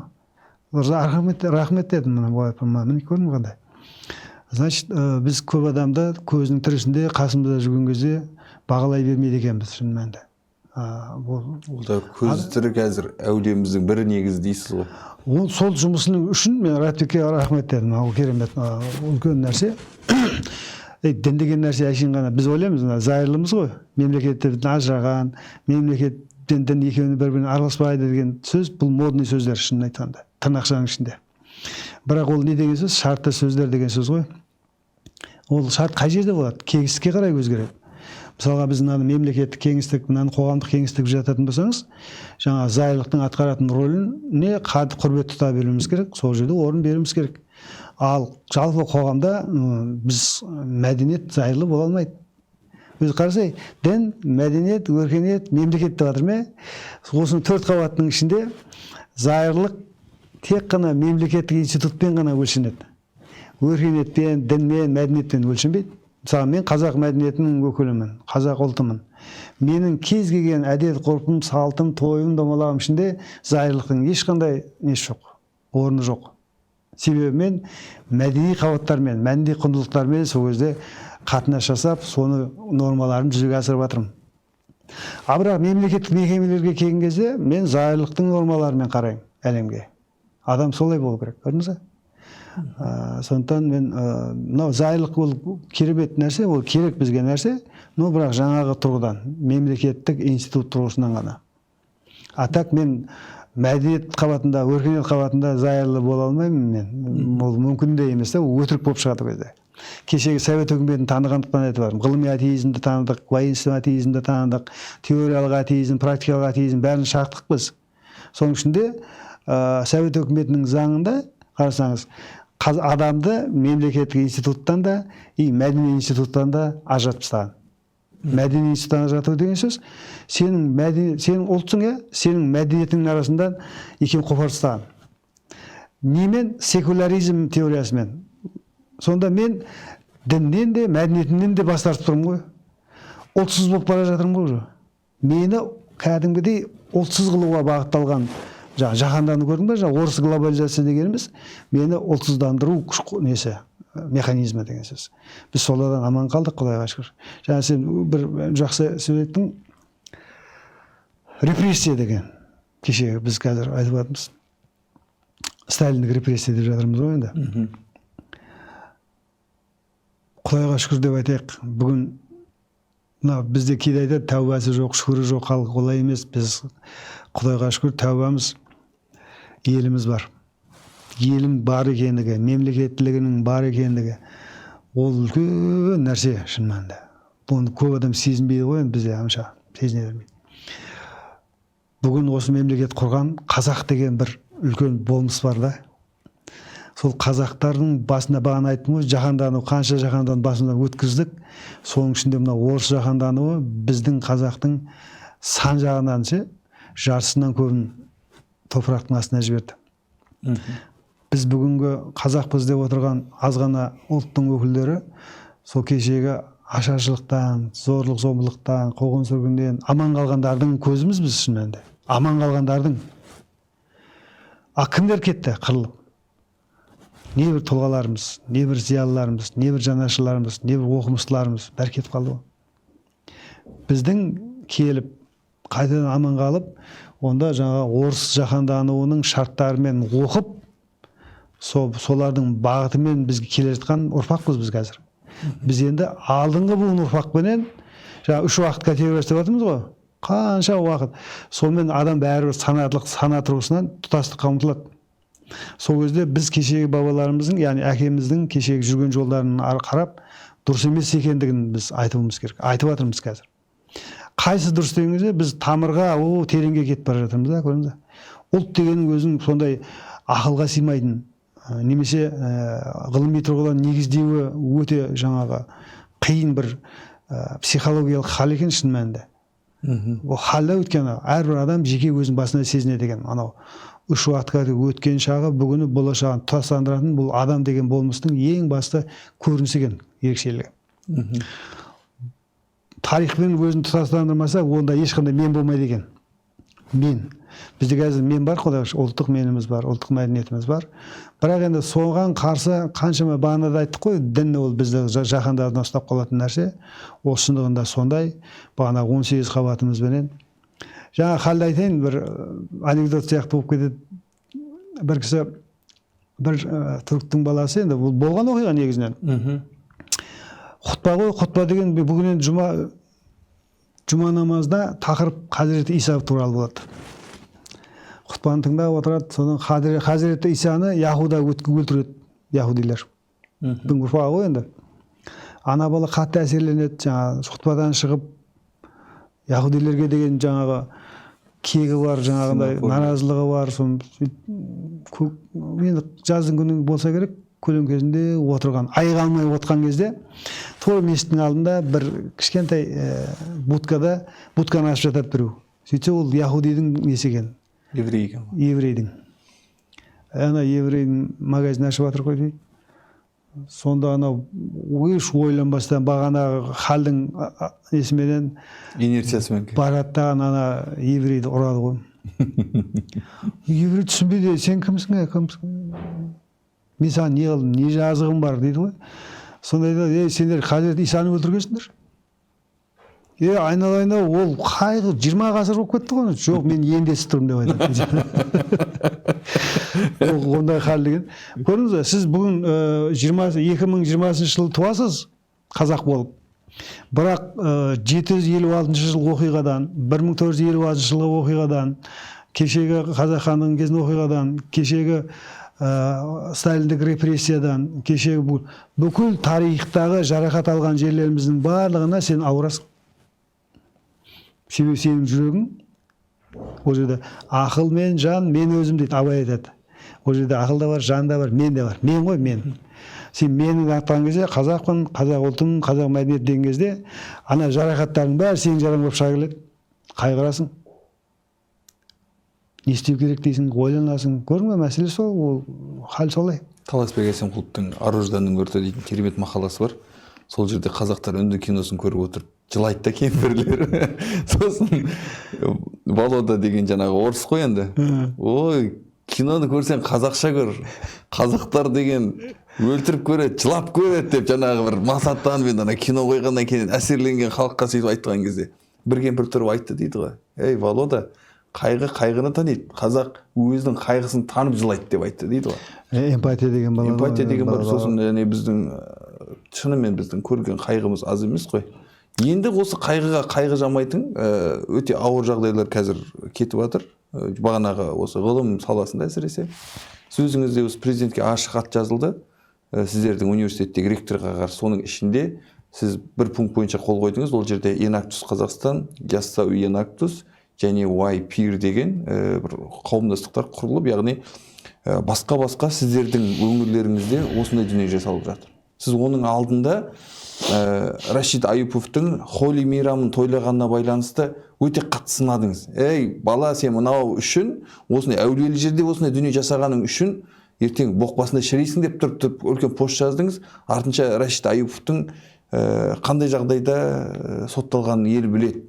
Дәл сол сияқты бұл жерде де сіз өз ректорыңызға ескерттіңіз осы мәселені, және хатқа қол қойып жазған кезде осы жаңа ЛГБТ-ны сіздердегі басқа университет емес, Яссауидің орталық болып тұрған жердегі бұл пропаганданы қалай түсінеміз? Мен бағана айттым я, біздің мемлекеттік институттар бар емес пе? Бұда мынау біздің ұлтқа деген қамқорлығы бар, кейбір механизмдер бар. Мысалы, сакралды Қазақстан деген бағыт болды ғой бізде, есіңізде ма? Иә. Ол әшейін көп адам түсінбейді да. Бізде енді мемлекеттік институттарда зерттейді ғой. Біздің киелі жерлер, қазақ өзі, бір мемлекет деген сөз, ел дегеннің өзі киелі деген мағынада ғой енді. Соның киелілігін жоғалту мәселесі шығып жатыр. Мемлекеттің институтында деградация шығып жатыр қазір әлемде. Сонда біздің үкімет жаңағыдай тапсырма, рухани жаңғыруды жіберді, одан кейін киелі Қазақстан деген бағдарлама жіберіп жатыр қазір мысалы. Сонда мақсат не дейтін болсаңыз, біздің топырағымыздағы киелі орындардың киелілігін қалай сақтау керек деген мәселе. Сақтау керек. Соған енді қалай дегенге жауап беру керек қой. Ешкім жауап бермейді ғой. Түркістан деген киелі жер біздің үшін. Өте үлкен киелі жер Түркістанымыз. Қазір әлем өзгеріп жатыр. Әлем қалай өзгеріп жатыр? Түркістанға деген қатынас өзгеріп жатыр ғой қазір. Түркістан түркі әлемінің рухани астанасы болды. Ондай статусты берді қазір. Мына түркі мемлекеттік ұйымы берді. Одан кейін жақында біздің парламентте Түркістан қаласына деген ерекше статус бойынша заң қабылданып жатыр. Әлі қабылданып біткен жоқ, барып жатыр. Сосын ерекше статусты мемлекетіміздің өзі де, Қазақстан үкіметінің өзі де беріп қол қоймақшы. Яғни Түркістанға деген бетбұрыстың жаңа бір кезеңі басталды. Міне осындай кезде оның киелілігін де, тарихилығын да бәріне сызат түсіретін мәселелер бізде ол параллельно жүреді. Ол соғыс, ол күрес ол. Ана Феминитаның кесененің алдына келіп жалауымен суретке түсуі, бұның барлығы шабуылдардың басы ғой. Шабуылдар, себебі жаһандық күштер, сенің пантюркист болуыңа, сенің түркі әлемінің бірігуіне, сені соның бәрін қарап отырады дейсің ба? Өздері не бір жұмыстар істейді ған жерден. Не бір жаңағы жасыл, қызыл бояуларды, одан жаңағы Будданың әлемін әкеп тықпалайды біріншіден. Одан кейін жаңағы ЛГБТ-ның жалауын апарып, киелі Қожа Ахмет Яссауидің кесенесінің алдына апарып жариялаудың өзі олар үшін үлкен бір ақша болды, олар үшін. Үлкен бір функция орындады. Ал оны ютубта қойдырып, мысалы, жылайтын нәрселер оның бәрі шын мәнінде. Яғни сенің киелігің, біз Қожа Ахмет Яссауидің қаласының өзін әлі дұрыс сезіне алмай, орнымыз, тарихтағы орнын сезіне алмай жатқан кезіміз. Әшейін біз білеміз да, өзі адамда білу, тану, сену, сезу, мойынсұну 5 акция берген. Фарабидің айтқан акциясы. Бұның бәрі ішкі акциялар. Білу деген акция, мына біздегі 5 сезім мүшесінің нәтижелерін ғана қорытады екен, білу. Ал тану болса, оның бәрін жаңағы салыстыру, содан кейін жаңа анализ жасаумен анықталады екен, тану. Біз Түркістанды білеміз, киелі жер, тарихи жер деп, бірақ оны тереңдей алмай жатырмыз әлі, түсініңіз бе? Сезіне алмай жатырмыз. Міне осындай кезде бізге Түркістанда арақ ішуге болатын, Түркістанда зина жасай болатын, Түркістанда діндердің арасында бұнаға ЛГБТ, жаңағы жыныссыздық, жыныстық қатынастар, лесбияндар, осылардың мекені сияқты көрсететіндей қылып проект жасап қойғандар да бар ғой бізде. Сіздің айтып жатқан IPIR, Enactus деген бұл ООН-ның қасындағы бір фондтың ұйым екен. Сырттай қарасаңыз, бұл біз жаһандық үдерістің мысалы бүгінгі ағылшын жаһандану дедік қой. Ағылшын жаһандануының бізге қарсы шабуылының бір саласы, бір парасы ғана деп айтайық. Бірақ ол параны қалай жіберген? Анау манты бар ғой, жаңағы уды немесе қатты уланған бұрышты сыртын немен қаптаймыз? Қамырмен қаптап қоямыз, сыртына жаңағы дәмдеуіш қоямыз да, вилкамен, шанышқымен алып, аузын ашқан кезде аузын шалып жібереді ғой. Тура сондай жағдай. Түркістанда ғана емес екен бұл. Мен сізге айтайын, бүкіл Қазақстандағы жоғарғы оқу орындарының барлығы сол фондпенен келісімшартта қазір. Сіздің ЛГБТ-ңіз, лесбиянкаларыңыздың осы өмір сүруінің кепілдігін біз заң жүзінде 1997 жылы Конституция бекітіп қойғанбыз. Көрдіңіз бе? Бұл не деген сөз? Бұл ағылшын жаһандануының бірінші есігі, бізге кіріп келетін қақпасы. Біз ойлаймыз, ақырында не дейтін болсаңыз, бұл бізге Құдайға қарсы, біздің дінімізге қарсы, біздің құндылығымызға қарсы жасатқан шабуыл ғой. Мен бағана айтпақшы ойым осы жерде тіреледі, анықталады. кез келген жаһанданудың дауылынан, желінен біз дінімізге берік болсақ қана сақтала аламыз. Сондайдың біреуі мынау ЛГБТ. ЛГБТ-дан мысалға біздің Құдайға шүкір Түркістан деген біз киелеріміз, халқымыз бар, жігіттеріміз, қыздарымыз бар. Үндеу жасады ғой. Үкіметке, басқаға үндеу жасап жатыр. Тыңдар құлақ болатын болса. Мен де сол үндеуге қосылып, өзім наразылығымды білдірдім. Біздің Түркістан енді әзірге кішкентай қала, бірақ облыс орталығы, мен сізге айтайын, жүздеген қоғамдық ұйымдар маған келді. Жүздеген қоғамдық ұйымдар бар енді, соның ішінен 20 шақтысы келді маған. Ағай деді, біреулер Досеке дейді, басқа келді. Осы IPR, Enactus, жалпы ЛГБТ біздің Түркістанда вообще атада аталмау керек. Осы сентябрь айында сөйтіп олар мені не алды, қайрап көшеге шығайық бәріміз. Митинг жасайық. Бір жағынан сол кезде немен қарасам, қолдауым керек еді, мен қолдамадым қойындарды. Себебі ана жерде мен митингге шығып кетейін десем, сырттағы күштер бар ғой біздегі. Досай gençler пиар жасап жатыр. Өзін атың шықпаса, бұндай жолмен шешуге болмайды. Соның ертесіне қауіпсіздік комитетіне бар жігіттерге айтты, мынандай мәселе болып жатыр. Бұндай мәселемен митингге шығу бір жағынан. Бүкіл әлемді өзімізге назарға аудару біздің Түркістанның аты үшін өте қиын. Қиын болады. Түркістанға топырақ шашылуға, Түркістанның атына батпақ күйе жауға біз хақымыз жоқ. Сондықтан анау қол сыңса жеңішінде демекші, бұндайды лажы болса білдірмей тындыру керек. Медиадан аулақ кенеге жарқылдатады деп сөйтіп жігіттер әрекет тоқтаттым ғой, әйтпесе көшеге шығамыз деп отыр ғой енді.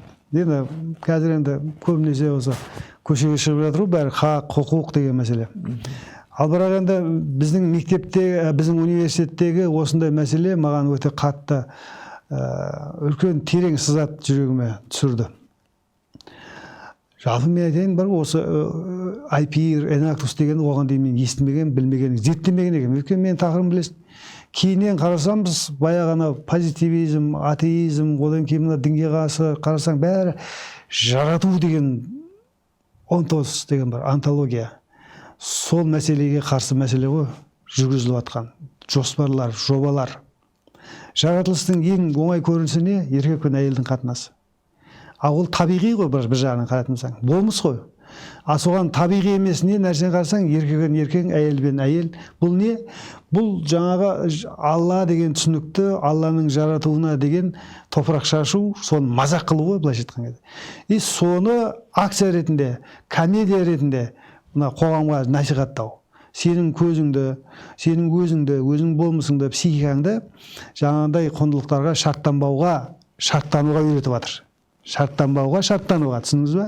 Бұрынғы өзіңіздің құндылықтарыңызды сіз шарттанып қалғансыз, соны ұстанып қалғансыз, сіз якобы жаңа еркіндікке шықпағансыз, сіз сол діннің отчуждение жаттану құбылысындасыз, тырнақшаның ішінде фанатсыз, әлемге ашылуымыз керек. Соны жыртып, анау төбеңізде тұрған көрінбейтін шыныны бұзып өтуіңіз керек. Ар жағында қарасаң, небір ауалар бар, атмосфера бар деген сияқты идея айтқан кезде, сен тыңдап отқан жастар аузын ашып көзін жұмып қалады. Соның біреуі осындай жаңа ЛГБТ, IPR, Enactus'тар. Не? Жыныстық хақ, құқық, еркіндік, тепе-теңдік деген сияқты. Сырттай қарасаң, келісім шартында мысалға қауіпсіз ештеңе жоқ.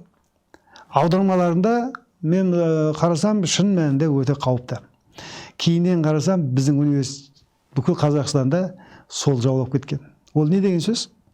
Ол деген сөз белгілі бір ұйымдар, батыстық, біздің үкіметке, саясатымызға импозировать етіп, кейбір тапсырмаларды берген, біздікілер соны орындап отыр деген сөз. Яғни біз орындаушы сипаттағы... Мен сезбей жұта салу болған ғой да? Мәселе сондай болып тұр.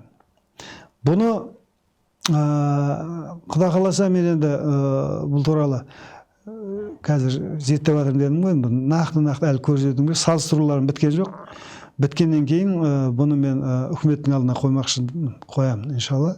Себебі біз қанша жерден біз өзіміздің дәстүрлі құндылықтарымызды сақтаудың және құндылықтарымызды құрметтеудің механизмдерін біз қазір енді ұсынып жатырмыз ғой. Құда қаласа мен үкімет мені түсінеді деп ойлаймын. Зерттеп әбден таныстырып алайын. Сосын ол процестермен жаңа әрбір мысалға Өзбекстанда, Түркменстанда, Түркияда, басқа да елдерде, Ресейде бұл Enactus, IPR, немесе ЛГБТ дегендерге заң жүзінде бұлар үлкен наразылық туындап жатыр. Сырттай қарасаң айтады, бұрынғы Варшава мен НАТОның кеңістіктегі құндылықтарының арасында тайталас қой дейді. Мен айтамын, жоқ, олай емес. Тек қана ол емес. Бұл батыстың батыстығына да не алатын, бағынбайтын бір орталықтар жасап жатыр. Трамптың өзі осымен күресем дегендей қылып уәж айтты ғой өткенде. Яғни ЛГБТ-ны бұрынғыдай алға шығартпаймын, болды деген тежеу. Бұл үлкен орталықтардың жұмысы, шын мәнінде біздікілер көбісі бар, ол біздің университет болсын, Қазақстанда бүкіл университет болсын, бұл номер бірінші орындаушылар деп ойлаймын өзім. Құда қаласа бұны зерттеп алайын, содан кейін мен шығатын жерге барамын. Сіз тағы бір зерттеп жүрген үлкен көлемді еңбегіңіз мынау жаңағы қайғылардың біреуіне жатқызуға болады. Мағди идеясын, бұл трагедия ғой енді. Осыны алаулатып, жалаулатып, жаңағы батыстың жаратылысының артында шайтан тұр, орыстың Путиннің жаратылысының артында Құдай тұр деп, сіздің өзіңіздің қасыңызда, чатыңызда жүрген, жаныңызда жүрген идеалас адамдардың өзі қазір сондай неге кетіп қалды да, догматикаға түсіп қалды. Бұл идея қаншалық қауіпті біз? Бұл өте қауіпті. Мемлекет үшін жалпы қауіпті идея ғой негізі. Бұл негізі Махди деген сөз саяси ислам тақырыбына кіреді. Мессианство дейді ғой енді. Саяси ислам деген сөз ол. Яғни исламның, діннің саясатқа қолданылуы. Қазақша айтқан кезде бүгінгі мынау бар билікті құлатуға арналған, немесе бар биліктегі құндылықтарды құнсыздандыруға арналған бағыт деп айту керек. Жалпы исламның өзінде мәнінде Құранда Махди туралы бірде-бір има жоқ. Ұғымды қоя берші, има жоқ. Неге білесіз бе? Мынау Маркс айтады, мынау ислам дейді, бүкіл адамзаттың антропологиялық негізін дамытудағы бірден бір дін дейді, таңғалып жатыр. Бүкіл діндерде құтқарушы идеясы бар. Мысалға Армагеддон теориясы деген қандай теория? Мысалы, мына Яджуж, Мәджуж, ақыр заман келуі, одан Исаның келуі деген сияқты яһудилікте де, христиандықта да, керек десеңіз, буддаларда да, бүкіл деистік, дуалистік діндердің бәрінде бар. Исламда, исламның өзінің құжаты, паспорты Құранда ондай мәселе жоқ, Махди жоқ. Бірақ өкінішке қарай, исламның ақидасында, сенім жүйесінде, Құранда болмаса да, исламның тәжірибесінде Махди бар. Біздің 14 ғасырдың ішінде 1500-ге жуық Махди шығып үлгерді бізде. Бәрін басы кесіліп кете берген. Себебі неге? Билікке қарсы шыққан, сол кезеңдегі ракурстарға қарсы шыққан ғой енді. Соның біреуі мынау Исматулла. Бұның айтып жатқан Путин Махдидің баласы, өзі Махдидің қотыритымын дегеннің барлығы қарайтын болсаңыз, бұл өте трагедия былайша айтқан кезде. Бұл не деген сөз? Біздің кейбір сопыларымыз, кейбір қазақтарымыз осы идеяға кетіп қалады ертең. Сол кезде сен Ауғанстанды алыстан көрмей-ақ қой, сен Ауғанстанды қолдан жасап жатырсың деген сөз ғой. Онымен қоймайды ол тағы да. Сенің құндылығыңа Яссауи жолы тең осы Исматулланың жолы деп көрсетіп жатыр ғой. Ол вообще өзі Яссауиге құндылық ретінде қарай алмай қаласың, көрсете алмай қаласың мысалға. Өткенде мен айтып жатырмын, өзбек, қырғыз, қазақ бәрі муфтилер жиналды. Мен айтып, Яссауи ең таза тұрған құндылық қазір. Бәрі соған құмар, Түркияның да басқа да. Неге? Себебі бұда саясы антал хади антал хақ, лайсал хади илля хақ деп жатыр. Көрдіңіз бе? Алладан басқа құтқарушы жоқ, Алладан басқа Махди жоқ. Соны хикметімен айтып кеткен ғой енді. Сөйтіп кеткен басқа Нақшбандия, Шазилия, Қадырия, кейбір нелер тарихаттарда жаңағыдай Махди туралы аурулар бар. Яссауиде жоқ. Соны мынау жаңағы Ысматулла ақсақал өзі қадіри ғой енді оны сөйтіп келіп түрмеден кейін бұл жағында не бар, кеше 7 жылдық түрме бар, зорлық бар, зобалаң бар, соған деген өкпе бар, наз бар, билікке деген. Соны жаңағы жолмен көрсетудің жолын біреулер көрсетіп беруі мүмкін да, бүгін қолдануы да мүмкін, енді оны білмейміз, жоба болуы да мүмкін әрине. Но бірақ бұл қауіпті тенденция, саяси тұрғыдан да, теологиялық, теософиялық, жалпы біздің тарихилық тұрғыдан өте қауіпті. Бізге ондай жаңағы Махди күтудің, мысалға мына жерде ешқандай қисыны жоқ та. Махди күткен адамдардың уақыты немен бітеді білесің ба? Түрмемен бітеді, сосын аяғы жаназамен бітеді. Болды. А мен жастарымды ол түрмеге ең болмаса анаяқта жаназаға апарғым келмейді. Жастарымды осы бабаларымыздың жолымен, дәстүрімен, мемлекетіміздің мысалға жақсы жаман мемлекет бар ғой, соны дамытудың жолдарын іздестіру керек. Болмаса мен келіп, біреу келіп, мен зат емеспін ғой. Мен мына жаққа қойсам құтылам, мына жаққа итерсем құтқарылмай қалам деген. Мен зат емеспін ғой. Менде сана бар, мен бар. Сол мен арқылы құтыламыз біз. Мен егер жаңағыдай Махди сырттан келіп, мені өзгертетін болса, значит мен адам емеспін деген сөз. Құран айтып жатыр. Мына дүнияны өзіңді өзгертесің, дүнияны өзгертесің деп тұр. Өзіңді танисың, әлемді танисың, дүнияны танисың деп тұр. Біздің эпистемология исламдағы, шариғаттағы сол исламның өзі, таухид дінінің негізгі эпистемологиясы осындай. А оны алып келіп жаңағыдай Махдимен краска жасайтын болсаңыз, онда сіз ислам танымайсыз, исламға фобия қылып таңып отырсыз, исламды құбыжық көрсетіп отырсыз, исламға жаныңды ашып отқан жоқ, өзіңнің надандығыңды тең исламды көрсетіп жатсың деген сөз. Өте қауіпті мынандай мәселе. Енді сіз кейін осы бір кездері бір осы яссауи жолында жүрген сияқты қасыңыздан табылып немесе идеяңызға қызмет еткен адамдар, немесе кәдімгі интеллигенцияның өкілдері дейікші, ғалым, Зікірия Жандарбек бар, немесе ақын Светқали Нұржан сияқты кісілер, жаңағы Саят Ыбырай бағанағы, ол да бір ғалым ғой, енді түрме көріп келді. Осы кісілер сізге қарсы қысым жасап жатқан кезде қаншалықты өзіңізді құтқара алып жатсыз олардан? Мен өйткені Фейсбукта анық көріп қабыламыз олардың сізге қарсы жазатын пікірлерін. Мынандай мәселе ғой. Мен бұлардың ешқайсысына өкпелемеймін да. Былай кегім де жоқ, өкпем де жоқ. Тек аяқшыл. Сізбен қарайсың. Иә, өйткені баяғы жүрген бауырлар барлығы. Зікірия деген кісі бұл ақкөңіл адам шын мәнінде. Просто саясат жоқ, просто эпистемология жоқ. Біреу терең таным, ғылыми таным болмағаннан кейін сондай нәрсеге болады. Оның үстіне ол өзі сеніп кеткен. Өзі бағана айттым ғой, білу, тану, сену, сезу, мойынсыну бар ғой. Оның негізі біздің 5 сезім мүшеміз сияқты.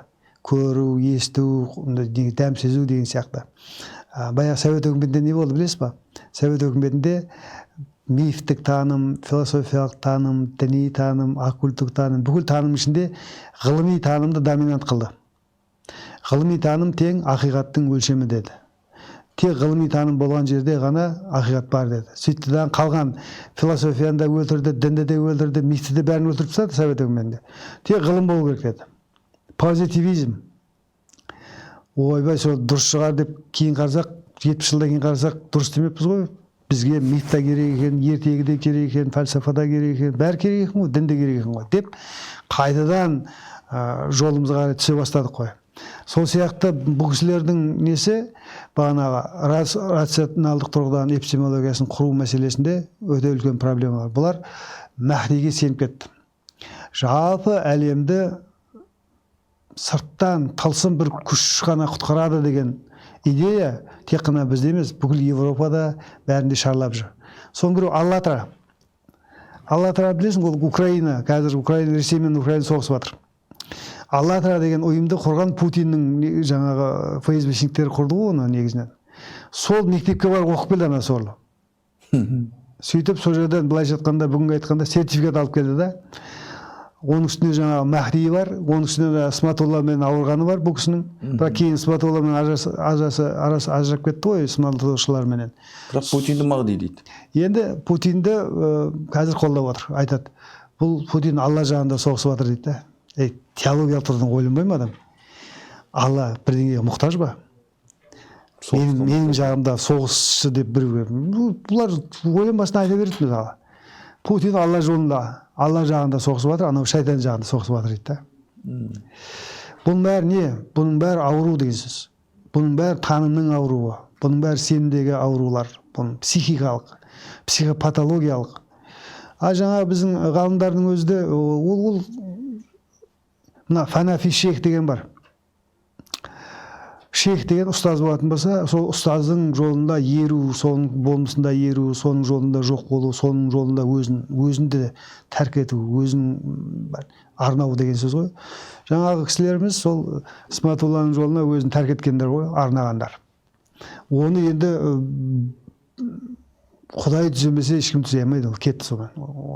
Сондықтан олар не айтса да, мен тек қана шамданып, ондай жоқ. Мен ғылыми тұрғыда айтамда қоямын, тыңдаса тыңдады, естіді. Әйтпесе ешқайсының өкпем жоқ. Светқали ағам да өзім ағам, Саят ол мен досым, мысалы, бірақ жаңағындай ой айтыпты екен деп. Бірақ негізінен бұны тоқтату керек.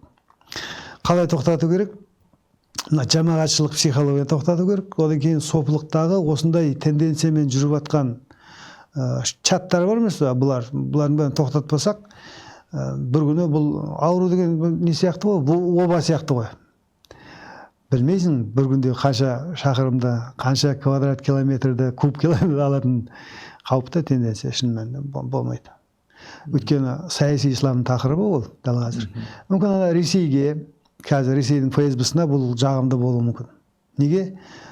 Нәтижеде Путинді махди деп тұр. Ол Путин үшін таптырмас анықтамалар. Путиннің русский мирді құру үшін ол таптырмас анықтамалар. Көрдіңіз? Яғни біздің сопы қатынасы, платформасы Ресейді қолдап тұратын болса, Ресей бұны қолдайды деген сөз. Бұрын біз не едік? Ресей жобасы, мысалға, вахабилер осындай жоба, Ресей бізді мына қоғамды екіге бөлу үшін, қоғамда дилемма жасау үшін деген сияқты ой айтатын болсақ, енді дәстүрлі ислам деп айтсақ, сопылықты, оның тарихилығын Ресей қолдаған болса егер, онда саясатта көп ракурс өзгеріп кетеді деген сөз. Неге олай? Жалпы дін деген құбылыс қазір біздің саясатта өте оңай қолданылатын институт болып кетті қазір. Өте оңай. Қанша ден зайырлымыз исламды, вообще дінді исламға қолданбаймыз дегеннің өзінде біз Европаның стандарттарымен сәйкес анықтай алмаймыз оны, шын мәнінде. Біздің бүгінгі саясат дегеніміз шын мәнінде қарасаң, дінді саясатқа құралға айналдыру деген мағына болып тұр ғой. Діннен қорқамыз, діннен үркеміз, мысалға. Терроризм, экстремизм, радикализм деп жатамыз да, бәрін ортасында мазмұнда дінді қойып қоямыз, мысалға. Көріңіз қандай бар. Сондықтан бұл да жаһанданудың бір тапсырмасы. Кез келген саясатқа жаңа дініңді шұлғау қылып, басқа қылып қолдана беретін болсаңыз, ертең ол дінге арқа сүйемей қаласыз, сүйе алмайтын деңгейде қаласыз. Құндылығыңызды құнсыздандырып аласыз. Бұрын мұсылманмын альхамдулилля деген жаңа адамды тәңіршілдер, басқа да топтардың жетегінде көресіз. Сөйтесіз де бұрын мысалға жаһандық жаңаға тұтас ұйып отқан ұлттың платформасының әлсіреп қалғанын көресіз. Көрдіңіз қандай мәселе? Міне осыны біз халыққа айтуымыз керек. Бауырларым, дінді ақылмен тануымыз керек. Әсіресе исламды ақылмен танып, одан кез келген адамға жалып сұлп керек жоқ. Ол Исматулла болсын, басқа болсын, мысалы, дұрыс ниеттері дұрыс болатын шығар. Бірақ олардың тапсырмасын орындауға бұл топырақта ешкімге мүмкіндік бермеу керек. Ол үшін көз ашық болу керек, ояу болуымыз керек. Өте күшті ойлар айтып жатырсыз. Енді мынау бағана Құдай мен шайтанның соғыс демей қойық, рационалды көзбен қарайық. Екі көрші мемлекет соғыс болып жатыр. Және ол үлкен кезінде қырғи-қабақ соғыстың басқаша формаға айналып жатыр да. Кешегі баллистикалық үлкен қарулармен бір-бірін атқылауы соғыстың жаңа бір фазаға өткендігін көрсетеді. Украин, Ресей бізге өте бөтен халық емес еді. Осы арадағы соғыстың түбі қайры қалай болады, түбі немен бітеді, сіздің жаныңыз оған қалай ауырады? Соңғы сұрақ осы болсын. Мен өзі мына Жұмабай Әбіл деген бір ұстазымыз өтті, марқұм. Ол кезде шәкірт едік, студент едік. Осы ұлттық сана, геополитика, осы мәселелерін көп айтатын марқұм. Кейіннен біздің бағана айтып отырмын ғой, мәдениетті, ұлтты зерттеу, мен жалпы ұлт категориясын, мәдениет категориясын, өркениет категориясын зерттеуіме есік ашқан мына яссауитану. Яссауит қалай зерттедім? Сөйтсем, мына Совет үкіметі, оның ішінде мына орыс жаһандануы, глобализм, жалпы бізді ұлтсыздандырудың бүкіл механизмдерін жасап тастаған екен. Керексе мына кеңістік бар ғой ішін. Алматы деген қала деп айтамыз ғой, кеңістік. Сол кеңістікті игеру керек. Қалай? Ол кеңістіктегі отырған адамдарға рөл беріп қояды. Қазаққа, орысқа, басқаға. Мысалға, кез келген мәдениетті мәдениет сездірендіру керек, ұлтты ұлтсыздандыру керек. Сонда біздің цитадель деген теория бар. Цитадель ол білім берудің орталығы. Сонда біздің қазақ мектебінің өзін қаланың сыртынан немесе алыс жерлерге қойып қояды. Мысалы, сіз жаңадан мамансыз, қазақтың мамансыз ғой. Сіз патриотсыз, қазақ балаңызды неге беріп жатсыз? Қазақ мектеп беріп жатсыз. Бірақ ол мектеп сіздің үйіңізден, сіздің жаңағы прописка дедік қой, сен сол мектептен 13-16 аялдама қашықта тұрасың. Сөйтіп 13-16 аялдамаға кішкентай 7 жасар қызыңды мектепке апаруың керек, соны қайтадан 7-8 аялдама жұмысыңа баруың керек. Сағат қанша уақыт кетіп жатыр? Ол кезде қоғамдық көлікпен жүретін тұғын, Алматыны айтып жатыр. Сөйтіп болған кезде мәжбүрлеп, анау жұмыстан 1 кешігеді, 2 кешігеді, үшіншісінде ол выговор деген мәселе бар ғой, ескерту, қатаң ескерту, ақырын жұмыстан шығайын деп жатыр. Не мәселе? Себеп не десең, бейшара бала шағасын қазақ мектебіне татиды ғой. Оған жаңағыдай уақыт керек тапшы. Бірақ үйінің қасында 100 метр жерде орыс мектебі тұр. Сосын баласын айтты, қош, орыс мектебін бере салайды. Бере салды. Сонда кеңістікті игеру деген сөз сені орыстандырудың, сенің құндылықтарынан ұзақ алыстатудың кеңістіктік реттеу методы. Сені сол кеңістікте мәжбүр қылып қояды. Ана таңдау үшін. Көрдіңіз бе? Тура сол сияқты, сіз айтып жатсыз, Ресей менен Украинаның арасындағы соғысты мен айтарым бүгінгі ағылшын жаһандануының бүгінгі жаһандануының соңғы сатысы деп есептеймін мен қазір өз басым. Себебі бұл жерде байқап отқан шығарсыз, мысалға православие деген, русский мир деген үлкен бір кеңістік еді ғой. Ол кеңістігінің өлшемі шіркеу тұғын. Мен айтамын әрдайым, мен дінтанушы болғандықтан ғана емес, кез келген өзі мынау діндегі құндылықтық басымдық орталықтар болады. Мысалы, біздің геополитикалық басымдық орталық исламда, әсіресе біздің мұсылман түсінігімізде ол мазар. Мазар. Себебі мазар біздің геополитикалық қазығымыз. Ал орыстар үшін ше, геополитикалық қазық ол шіркеу. Біздің Атырау, Ақтаудан бірде бір христиан жоқ, мысалға, бірде бір орыс жоқ, бірақ шіркеу салуға жер сұрайды. Әкім айтады, бұл шіркеу салу үшін орыс болу керек, христиан болу керек десе, не емесін әше, просто шіркеу салсақ болды. Көрдіңіз қандай функция? Одан кейін мазмұнын жасап кете береді. Ал енді Украинада қазір бұрын православие деген үлкен бір платформа бар. Бүгін айтқан кезде конфессионалдық орталық. Сол Ресейге қарайтындығын. Тек қана шіркеумен алатын болсақ, әрі шіркеуді бағындырады, әрі сол шіркеудің орналасқан кеңістігінде де ықпалы бар жүретіндігін. Сондай ықпалдың біреуі Украинаға жасалған ықпал тұғын. Соны кесеміз деді аналар, ұлтшылдық. Бұлар ұлтшылдықпен кінәлап жатыр, байқадыңыз ба? Ұлтшыл болды, геноцид. Олар да бірін кінәлап жатыр. Орыстар бізді езді, қырды, жойды, геноцид қылды деп жатыр. Екеуінің арасында жаңағы мәселе. Бұның бәрі ойындар, бұндай ойын бізге қалай әсер етеді? Бұндай ойын, мысалға, анау бей своих, чтобы чужие боялись деген орыстардың несі бар ғой. Бұған кейінгі мәселе, мен айтам, ол Ресей қаласа да қаламаса да, біздің Орта Азияға деген ықпалы 100% сенімдімін. Я соғыспен, я басқа. Мен сізге айтайын, бұрынғы біздің достарымыз тырнақшаның ішіндегі бізге соғыспен келеді, ал бүгінгі біздің тырнақшаның ішіндегі жаңа достарымыз, яғни ағылшын жаһанданулар, олар соғыспен емес, олар біздің дінімізбен, мәдениетімізбен, өркениеттік құндылықтарымыздың жаңа құнсыздануымен соғысатылар. Соған балта шабады. Балта шабады. Мына бұрынғы біздің анау ескі достарымыз тек қана балтамен кәдімгідей өзінің жүзін көрсетуі мүмкін. Сондай жағдайда не істеуің керек? Сан жағынан өсуің керек, техника жағынан өсуің керек, мемлекеттік жағынан өсуің керек, патриоттық мына топырақ деген мысалға біз айтамыз, бізде жер дауы екі ақ дау болған деп кекетеді ғой біздің қазақта, жесір дауы мен жер дауы деген. Ол ең кәдімгі біздің мынау меніміздің, ұлттық меніміздің орталығындағы мәселе. Жерге, топыраққа талас деген. Біз әшейін бәрін жалаңаштап тастаған кезде, бір адамның өлген кезде бір квадратный метрде оның топырағы сүйегі жата алады. А бірақ ол тірі кезінде, мен кезінде бүкіл жаһанды, мысалы өзінің егеленген жаһандану ешкімге бергісі келмейді ол. Бұл ұлттың негізгі қасиеті сондай. Ол жаңа 3 уақыт категориясы деп жатырмыз ғой.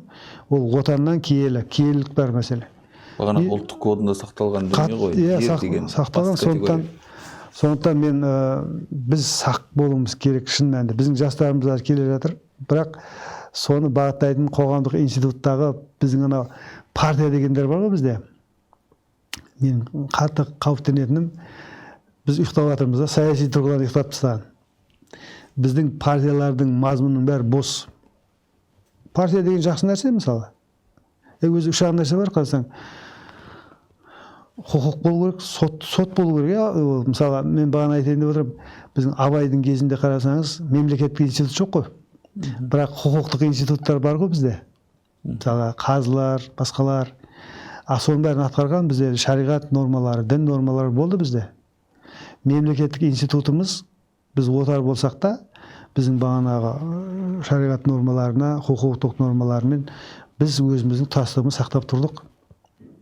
Сонда бүгінгі тілмен айтсаңыз сотыңыз, бүгінгі тілмен айтсаңыз парламентіңіз, бүгінгі тілмен айтсаңыз мемлекеттік билік үшеуі кез келген институтта үш аяқ болып тұр. Сол кезде де. Біздің қазір, мысалға, парламентте айтатын болсаңыз, тырнақшаның ішінде сол партийный жүйемен кетіп жатыр. Сол жерде біз өзімізді алдап жатырмыз. Партиямыздың іші бос. Партиямыздың мүшелерінің де іші бос. Парламенттегі адамдарымыздың да кейбір тырнақшаға айтайын, іші бос. Іші бос деген қандай мағынада? Өзінің кеңістігіне, өзінің тарихына, өзінің мемлекеттілігіне, өзінің өркениетіне, өзінің мәдениетіне жауапсыз адамдар отыр. Жауапсыз деген сөз, жаны ашымайтын, жүрдім бардым. Өзінің соның перзенті екендігін, мен осы жерден осы киелілік деген адам, мен осындай тапсырма берілді маған, осындай уәзипа, міндет берілді, яғни борышым болу керек деген сияқты. Жоқ сезім. Болмайды ол. Егер сондай сезімде болатын болсаң, оның қатесінің өзі бізге пайда болады деді. Көрдіңіз ба? Қатесінің өзі. Себебі оның ниеті дұрыс та. Ниет инамал амал бинният дейді ғой, әркімнің ниеті өзіне, әрине Алладан басқа ешкім білмейді. Бірақ сыртқы әлемге деп қарап отыратын болсаңыз, партиямыздың да көптеген партиялардың өтірік партия екендігін, мысалы, Перуашев дегендер жоқ анау. Азат Перуашевтардың партияларын қарайын, қарасаң, бір қолдан жасалған қуыршақ партиялар екендігін. Одан басқа да көптеген партиялар бар ғой бізде қазір, дочерний. Оны не айтып отырмын? Ол мысалға біздің ұлттығымыздың санасын бағыттайтын солар тұғын. Олар бағыттай алмай отыр ғой, даже оның қандай жұмыс атқару керек екенін білмейді. Аманат деген қазір партия бар, мысалға. Қазір билік, ол Нұр Отан болды, Аманат болды. Ішін ашып баратын болсаң, пустой, бас. Перизат қайраттар шығып жатыр дейсіз. Сондықтан мен айтар едім, мұның бәрі уақытша ғой, өйткені билік, жаңа өзің айтпақшы, уақыт озып бара жатыр, біз соған ілесе алмай жатырмыз. Сондай кезде осындай қайшылықтар болады деп ойлаймын. Біз транзит деген осы жақсы нәрсе, өткіншіміз ғой барлығы. Мен жаңа орыс пен Украинаның соғысы өте маған күнде бар ғой, азында ерте тұрғанда сол соғыстың нәтижесі не болады екен деп қараймын. Хотя оның ішіндегі ютубтар басқасын бәрі өтірік екенін білсем де. Бірақ соның ішінде әйтеуір бір принциптерді қараймын да. Соғыстың нәтижесі не болады? Соғыстың нәтижесі деген бұл жаманшылық, катастрофа, қан, мысалға, тағдырлар бәрі кетіп жатыр. Ұтатын кім? Ешкімді ұтпайды бір жерде. Не Украина, не Ресей. Ұтатын белгілі бір саясатты жүйелендіріп жатқан жаһандық күштер ғана ұтуы мүмкін. Бірақ соның ішінде қоса қабатында ұтылып кететін, таяқ жейтін де біз қазір. Біз соның ұшындамыз, отырмыз қазір. Өйткені белгілі ғой, мысалы. Біз баяғы Назарбаевтың кезінде айтатын едік, жаңағы көп векторлы саясат деп те, керемет сөз еді ғой қазір. Көп векторлы саясат жүргізе алмаймыз дәл қазір мынандай жағдай. Я орыс айтып отыр, я мен қасында боласың, я мына жақта боласың деген әңгімені айтпаса да, соны имағып отыр ғой қазір.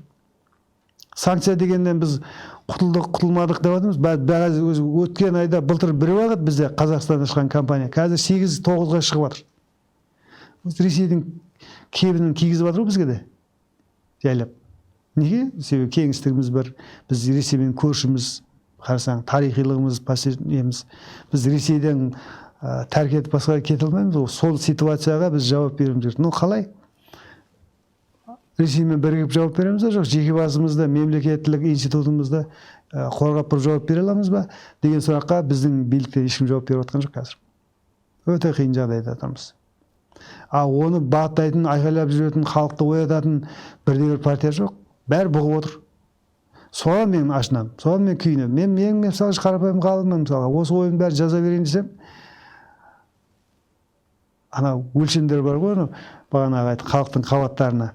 Біреуіне X, біреуіне Y, біреуіне Z мағынада әсер етесің. Ал саяси платформада осы біздің институттар бағанағы партиялар жұмыс істесе бар ғой, жұмыс істесе ол диалог қой, қоғамды бағыттау деген. Ол керемет болар еді. Мен айтып отырмын, олар қате жасағанның өзі халыққа пайдалы болар деді. Неге? Себебі қоғаммен институт құрып байланыста болу керек қой. Жоқ ондай бізде. Бізде мемлекет пен қоғамдық институттың арасында бір жанашырлық байланыс дегенде бар ғой, бір гармония, үндестік дегенді табу қиын болып кетті қазір. Басын бұрын ойлайтын болатын шығар.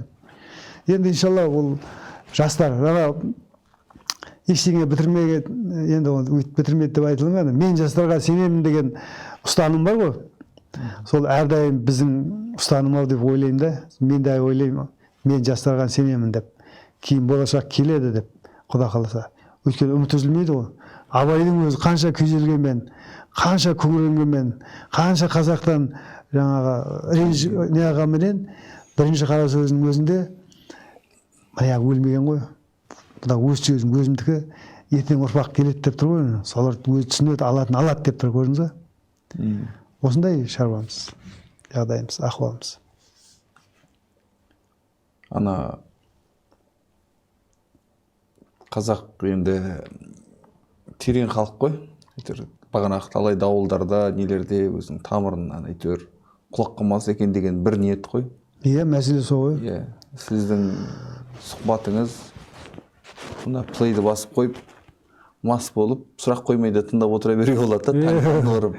Просто уақыт шектеулі, күні алдағы күндерде де әлде де біз басқа мәселелерде сұхбат құрамыз деген ниеттемін. Осылай келгеніңіз үшін сізге бір рахмет. Анау көрермендерге айтқым келеді, Стамбулда Топкапы дейтін үлкен бір орталық бар. Сонда пайғамбарымыздың мүліктері тұр, қылышы тұр, табанның ізі тұр. Сол жерде бүйтіп жазып қойған. Бұл дүниялар, дүния тұрғанша дурачак дейді. Бұл дүние тұрғанша тұрады осы жерде дейді. Сол сияқты сізге де дүние тұрғанша тұрыңыз дейміз. Рахмет, Алла разы болсын. Қазағымыз аман болсын, мәдениетіміз, ұлтымыз, мемлекеттілігіміз баста.